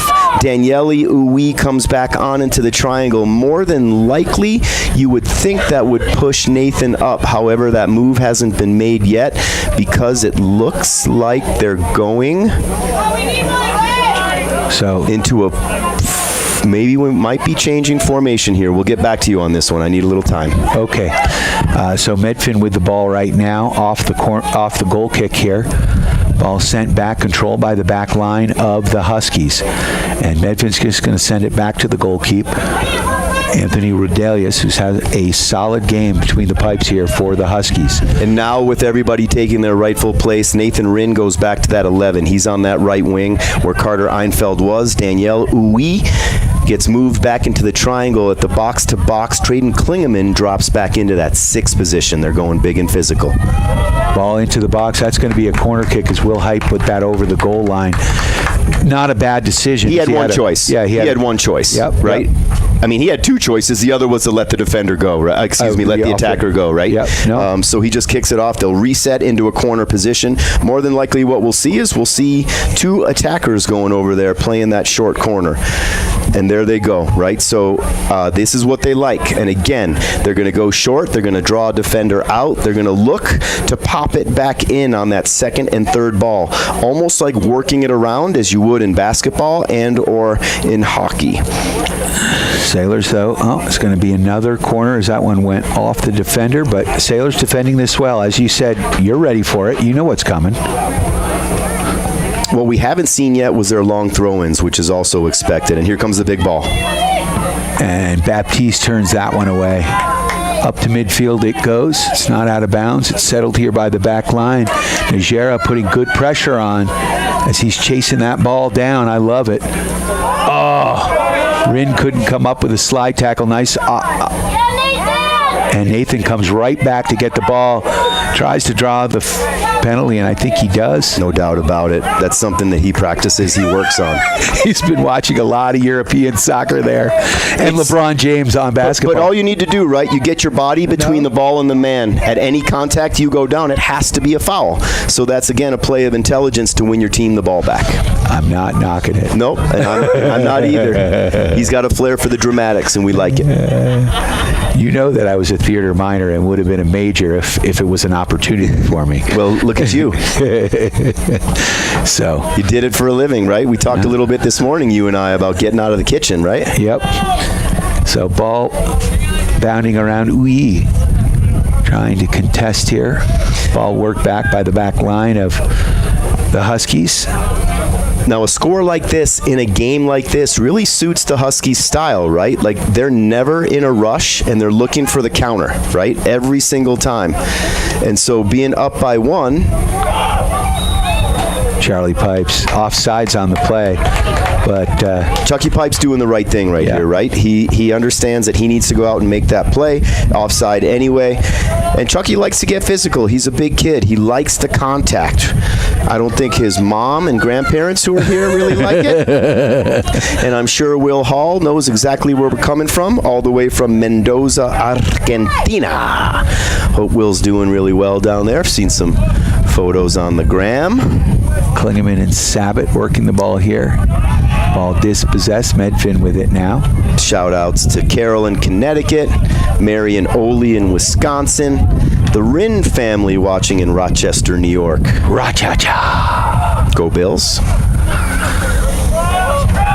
Ball wide, and that's going to go across the sideline here. It'll be a Sailors throw-in. And a shout-out to the 2017 Academy Ball Boys, doing a great job. We got 3 of them, or at least 2 on this side, 3 on the other side. Doing a great job, these 8 and 9-year-olds coming up, watching the big boys play. What a thrilling opportunity for them to be so close. This one over here, Clayton, he is getting a workout. Where's his partner? There it is. Nice. That's Dashel Bird, Nate Bird's kid right there. Nice. Dash. One of the twerds. Ball in. Beautiful play there by Uwe. Can't play the ball on the ground in a dangerous position. There you go. Joe Rotham blowing it. You can play the ball on the ground according to the rule change. As just long not as around other people, right? In a dangerous position, exactly. So slight rule changes from FIFA over the years. That's one of them. Offside is one of them. How they call handballs is now one of them. Sabat puts that what a touch. Ball in, and Rind could not bring that down to where he needed it. And now on the transition, Baptiste, though, intercepts, sends that ball up that far flank. I believe that was Morris. Yeah, I was going to say, I believe that was Tony Najera trying to bring that into Rind on the right wing. Najera now slots into that number 9 position. Which one of the Sailors just went down? We'll take this opportunity, because we haven't had many, to thank our friends at Builders First Source. 2 convenient locations on either side of downtown Steamboat, so wherever you have your building project, they make it easy for you. Looks like freshman Daniel Martinez is about to get his first. Into the Sailors. Hey, I'm Mason Boatner. I'd like to thank our friends at Mountain Mattress and Furniture, Dotson Payment Solutions, Steamboat Ace Hardware, Ellens and Strom, attorneys at law, the Paoli Group with the International Real Estate Brokerage, the agency, Mountain West Insurance and Financial Services, bringing you the insurance goal of the game. Mountain West Insurance and Financial Services, solutions for life. Mountain Eye Works, helping you and the refs and me all see better. And Steamboat Roofing, One Off Auto Center, Yampa Valley Bank, and Steamboat Motors. So, Joey, we figured out who is down on the pitch. I believe that's Noah Sabat, and I can tell because it doesn't matter. Yeah, exactly.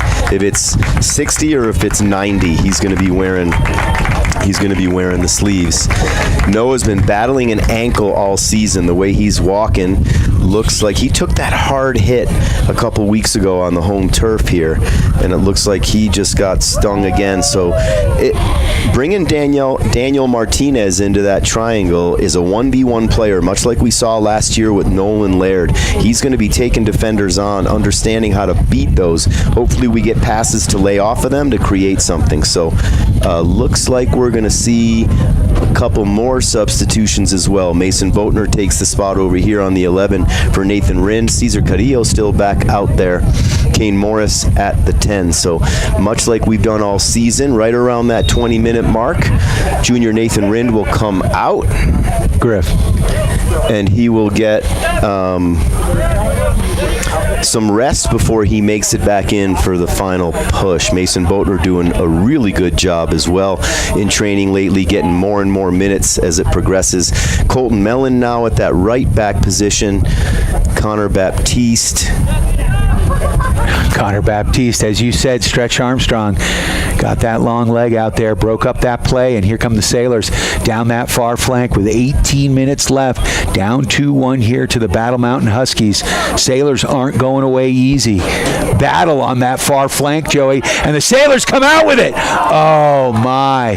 I like what Tony was trying to do, except I don't really like what Tony was trying to do. He's known to do that. He's really flat on the back line, trying to put a flat angle pass in there. He's got 2 runners coming down the center. Let's lay that off into the box and see if something can come of that. He ended up kicking it behind the goal. It's basically a turnover and going the other way. In hockey, we call that an odd angle shot. Yeah, precisely. I.e., he probably should have passed it back top of the box somewhere. So we've got a formational change right now from the Sailors. They're looking to try to do something different in a 3-box-3. That gives you 3 central defenders in the back, a box in the middle, and 3 attackers up top. Something else we've been working on over the last couple weeks to see what we might be able to do to combat their 5 midfielders with now our 4. Boatner with the ball. Oh, beautiful nutmeg there as he tries to slide that ball through. And that one's taken away, and here come the Huskies back the other way. And working that quick transition, but I'll tell you what, Connor Baptiste once again getting those long legs and body in the way. And the Sailors maintain possession as they work it out wide now. Just under 17 minutes, 16:40 left. Huskies 2, Sailors 1. All the goal scoring coming in the first half, immediately in the 3rd minute. Five minutes in, right? That's where we got them all, or 3 minutes? It was 5 minutes in for the first 2. Kane Morris converting the first one for us. Their number 10. Carlos Gardea converting in the 5th minute to equalize, and then Jacob Methvin getting his first goal of the day, hopefully only, to make it 2-1. Again, all the goal scoring coming in the first half. We're coming up on 16 minutes left. 2-1 the score. Throw in here about 20 yards up from the Sailors' goal line. Medfin for the Huskies brings that ball in, getting some pressure there from number 5, Danielle Martinez. We have not seen Mason Burke out there. Mason Burke is hurt. We alluded to that in the open, that he got hurt in training on Tuesday and couldn't make it back in time. As deep as this is, why take the chance on a long season? As deep as this team can be. Yeah, no, I think that's smart. So that's why you're seeing Mason Boatner get some extra minutes, Carter Einfeld getting some extra minutes. Really dangerous pass from Mason Boatner right there. A little too flat, a little too cute. And in the middle.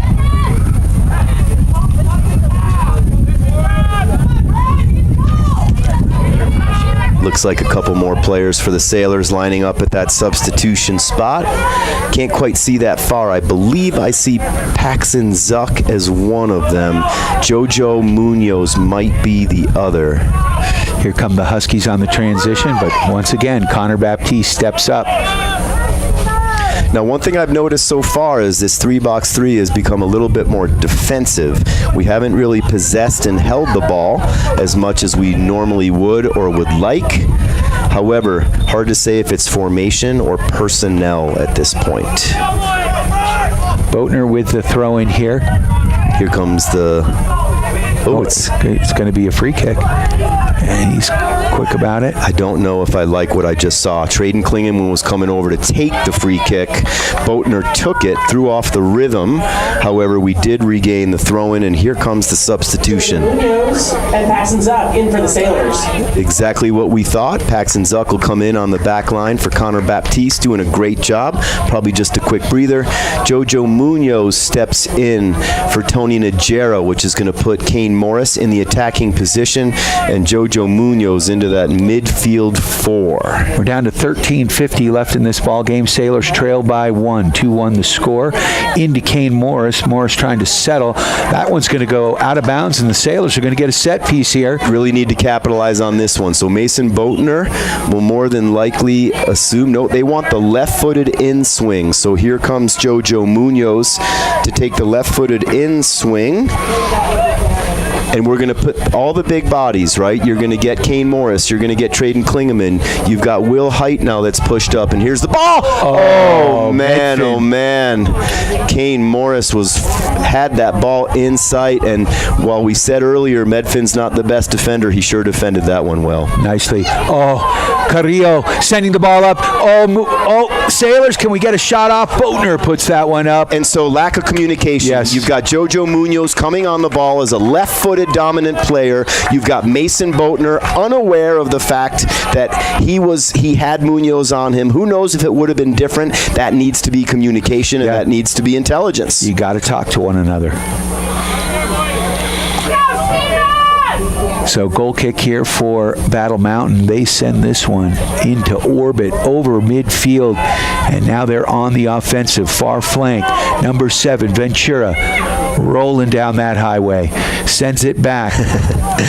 Medfin with the ball, and once again, great job by Melland to break that play up. So the Sailors doing a good job, and here they come on their own transition. And JoJo sends that ball out of bounds. Sailors with a quick throw-in, trying to continue that momentum down that far wing. That ball gets sent into the practice field. Down to the practice field. Those poor kids. Be a Sailor throw-in here. Looks like someone on JV's down there. Beautiful. That's Alex Hall getting the ball. Just getting word also now the other Will Hayden, listening and watching from France. We've got 2 players, recent alumni here.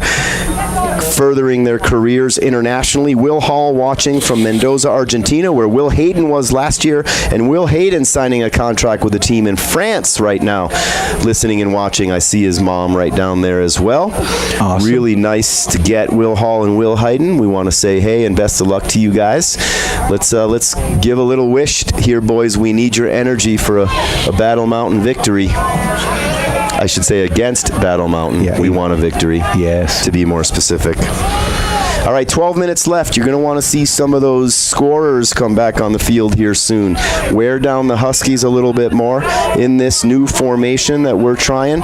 We want to see some of these players get up and get going. I'm thinking right around that 7-8 minute mark is where we should see some of these players come back on the field. Here comes Medfin back the other way, sends that one down this near flank. Antonio Escalara with the ball. Mellon defending. He gets around Mellon, brings it into the box. There's a shot, kick, save, rebound shot, turned away, and to the top of the box. Dangerous play there. Sailors able to convert. Great play there by number 24, Jojo Munoz, as that ball goes out of bounds. I think as we look back on this game, that's going to be a gigantic play, right? Because that could have been a 2-goal lead, and it could propel us to get that equalizer. And as we talked about off the air, you and I, the Sailors would be totally satisfied with a draw today. In the RPI rankings, getting a draw against the 5th-ranked team in 4A gets you those RPI points. Obviously, you want to play for the win. In this case, with under 10 minutes to go now, we want the equalizer and would be very satisfied. Years back, about 3-4 years ago, we came back from, what was it? I think it was like a 4-1 game to tie Battle Mountain 5-5. Rob Bowman legendarily calls that the 5-5 win. There are times when it isn't kissing your sister. Exactly. Ball chipped into the box. Want to be careful there not to give the ball away from distance. I would love to see a few of these players warming up. Oh, nice play by Boatner. Beautiful slide tackle. Ball goes out of bounds. But Boatner thought he had it there. 9:11 left in this ball game. Throwing here for the Huskies. Mellon trying to stay with Medfin. In the box. Oh, he's going to call that right outside the box. Mellon got really, really lucky on that one. Mellon has gotten beat now on 3 of the last 4 possessions. Got a little desperate from behind there. So Medfin's going to take this. We've got a wall, and he takes it quick. And Charlie Pipes was up. Chucky Pipes makes the save. Charlie Weedle, what a save. Absolutely. What happened there, Joey? Keeping us in the game. A quick free kick, right? Jacob lined up. Normally, they would go and put that to the top of the box. He went for the upper 90 on that one. And you can see right now Connor Baptiste coming back to the substitution stripe. And I have a feeling I know who's coming out. So another short kick here. Now they send that one up to the top of the box, and there's a shot on net, and that one goes wide. It'll be a goal kick for the Steamboat Sailors. This should be a substitution for the Sailors.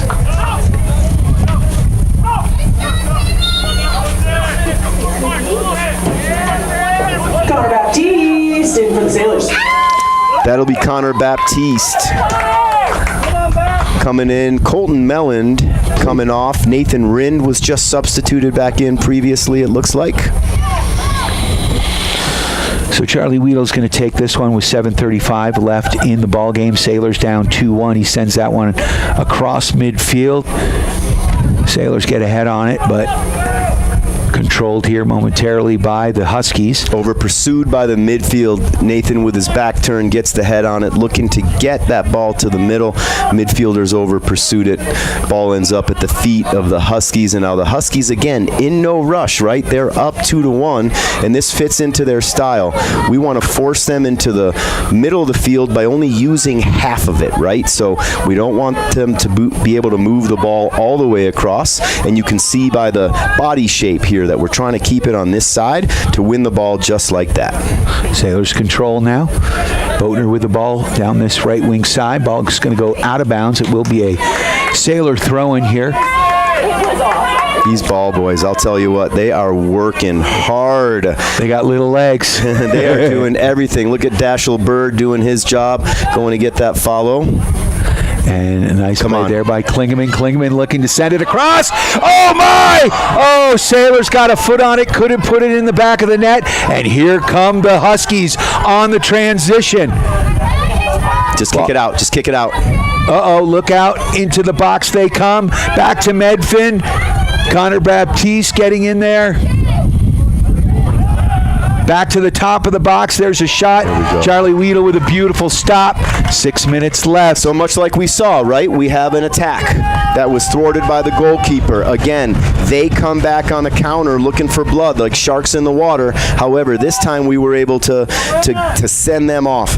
I'd like to see Paxton's up. Oh, here's Medfin. And he sends that one to the back of the net. Darn. Turnover in the middle of the field from the back line, right in the middle of the park. And this back line's been playing so well. Really, really well. That's a bummer right there. 3-1 now. Getting the goal in the 85th minute. Wow. And that's more than likely going to do it. Very, very dangerous ball in the back. I put my head down. I don't know who that went off of. I don't know if you guys saw it. All I saw was the ball go to the wrong color jersey. Tough one there for the Steamboat Sailors who've had some opportunities and looked like we had a chance to tie this game up. Hey, Sailor fans! But the patience of this Husky team, and then bam, their ability to strike so quickly, Joey. That's what happens, right? They're going to capitalize on mistakes. They're going to counter, and they're going to take advantage of it. They're going to lull you. They're going to bring the ball backwards to go forwards. And I don't know how it happened. I had just put my head down and looked up, and I saw the ball trickling to Medfin at the top of the box all by himself. Not something we want to see. So Sailors work it back. Klingeman sends that one down the left side, goes out of bounds, and it'll be a throw-in here for the Huskies. We'll take this opportunity to thank Mountain Mattress and Furniture, helping you and the Sailors get a good night's sleep. Coming for a test nap today. Go see Charlie Harris and the gang at Mountain Mattress and Furniture. So, Huskies controlling the ball here now. They work it near side. They push it forward. Baptiste trying to chase it down. Medfin into the box, and there's another shot to the far post. Floodgates are open. Wow. Medfin, it looked to me, he took it with the outside of his right foot. Am I right? No, that was a left-footed shot. Instep. He went far post on that, and you can hear by the rattle that hit the post and the net at the same time. At this point, you're going to start to see players who don't normally get minutes in a 4-1 game with 5 minutes left. While not meaningful minutes now, they will be meaningful minutes as the season goes on. Marshall Moss, Jackson Shoot. Jackson Shoot coming into the game. Call your lots, Jackson Shoot, Marshall Moss, Gavin Whitlinger. So Sailors. Man, the score is not indicative of what we saw today, Harv. It just isn't, and it's really too bad. So 4-1 the score. 2 real quick goals here. Both in the 85th minute. Yeah. That's how quick they were. Yeah. In the same minute. Rodriguez and Stefano Rodriguez in for the Huskies.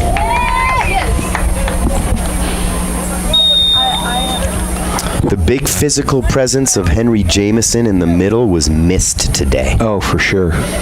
You know, because size-wise, he and Medfin are about the same size, right? And it would have been a matchup, right? Yeah. No doubt.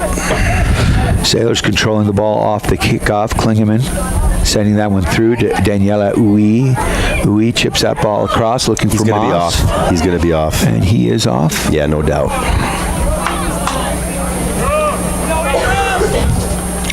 Good idea by Uwe. That's a different referee. Huh. Boy, they got sneaky on us. Maybe Kaya had a responsibility somewhere else or something happened, but that is a different referee. Yep. I just noticed that. Ball sent up To midfield, handled by Baptiste. Baptiste up to Uy. He puts it back to Baptiste. Kligerman. Whew, I feel like I've been punched in the gut, Harvey. Oh, man, I'm sorry. Kligerman with the ball. He's dispossessed, and here comes... Now, for pride's sake, we got to keep the ball out of the net. Yeah. Can't continue to allow this to happen. That sure looked like it was offside. That's the call. Call is offside. I didn't see the flag on the far side. I'm like, I'm old, and yes, I need to go see Dr. Erica at Mountain Eye Works, but that looked like it was offsides. They're going to even make a goalkeeper switch right now, Battle Mountain. So Lou Glendenning, the sophomore goalkeeper, will get to finish out the game for Anthony Rodales, who had a really good game today. You know, part of their success was the fact that they have a really good goalkeeper, and that is not a commentary on Chucky Pipes whatsoever. Right? Great. We have one of the best goalkeepers in all of 3A, perhaps in the state, so to speak. However, today, not on the right side of the battle. Tough one. Tight game. Mason Kemp getting some time today, the senior. Good to see. I'd like to thank Dotson Payment Solutions, bringing local point-of-sale payment solutions, loyalty programs, gift cards, and more to your business. Learn more at dotsonpos.com. Also like to thank Steamboat Ace Hardware, the helpful place. Hardware, plumbing, tools, grills, garden, and more. Knowledgeable advice, helpful service, and quality products. West Steamboat on Highway 40. Ball put over midfield by Charlie Weedle. Possessed, though, by the Huskies. Gavin Whitlinger defending. And the ball back across midfield. And retreating now are the Huskies as they work it back to their back line. Again, content with possession.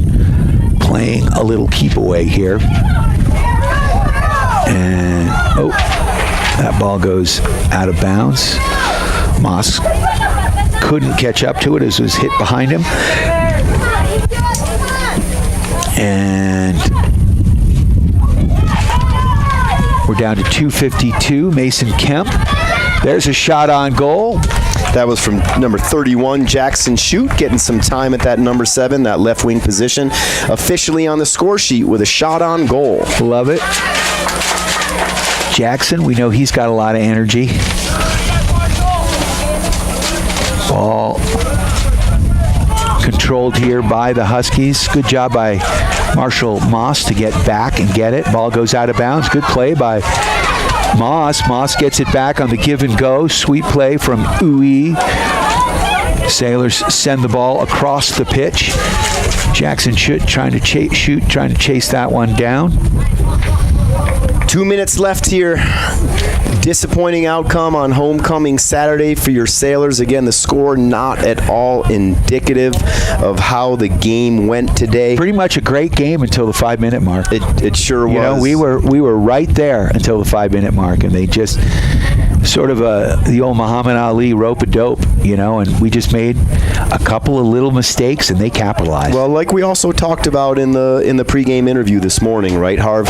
There's one guy that you can't let beat you on this Battle Mountain Husky team, and that's senior number 11, Jacob Methvin. What does he come away with? A hat trick. He comes in with 21 and leaves with 24 goals. The one player that you shouldn't let beat you. Their next guy, Antonio Escalera, relatively quiet, making runs from that back position, right? Carlos Gardea getting another goal. But we didn't really mention many other Battle Mountain Huskies today, right? No. Nothing spectacular. You want to go in and you want to try to quiet their best guy and make the other guys beat you. We weren't able to do that today. Height.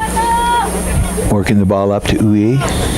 Daniela puts that ball in. Marshall Moss trying to run onto it. Can he catch it before it goes across the line? No, he can't. Great effort to get there, though. We needed a little more texture on that one. We sure did. 45 seconds left.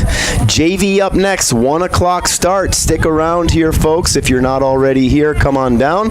If it's not a JV game you fancy, we got a full slate of games going on over at Emerald Park. Dudley with the U15 girls will be playing. That's my next stop on the Joey train.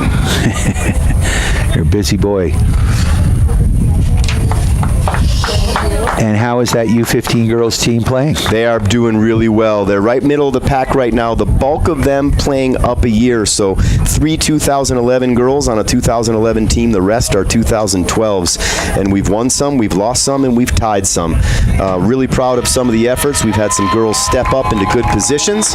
Zaina Rind, currently the leading scorer with 8 goals this season. Obviously super proud of her. All righty. Well, Joey Rind, thank you so much. Thank you to the Harvey boys. Thank you, Griff. Thank you, Brian. Thank you, Griff and Harvey, for doing an awesome job on the camera. Thank you for listening. You are tuned to KTYV. We're going to send this back to regularly scheduled programming. Big shout out to Builder's First Source, Mountain Mattress, Dotson Payment Solutions, Steamboat Ace Hardware, Ellens and Strom, Attorneys at Law, the Paoli Group of the International Real Estate Brokerage, the agency, Mountain West Insurance and Financial Services, Mountain Eyeworks, Steamboat Roofing, One-Off Auto Center, Yampa Valley Bank, and Steamboat Motors. We're going to take a quick, we're going to send it back to regularly scheduled programming. We'll talk to you on Monday on Harvey's Huddle. Thanks again to Joey Rind for doing an awesome job. Thanks to you for listening. Griffin Harvey on the camera, getting a little help early from Dave Whitlinger. We appreciate it. You are tuned to KTYV. Everyone have a happy and safe rest of your homecoming weekend here in beautiful Steamboat Springs. You're tuned to KTYV. Sports on FM 105.7, 97.7 on the FM dial.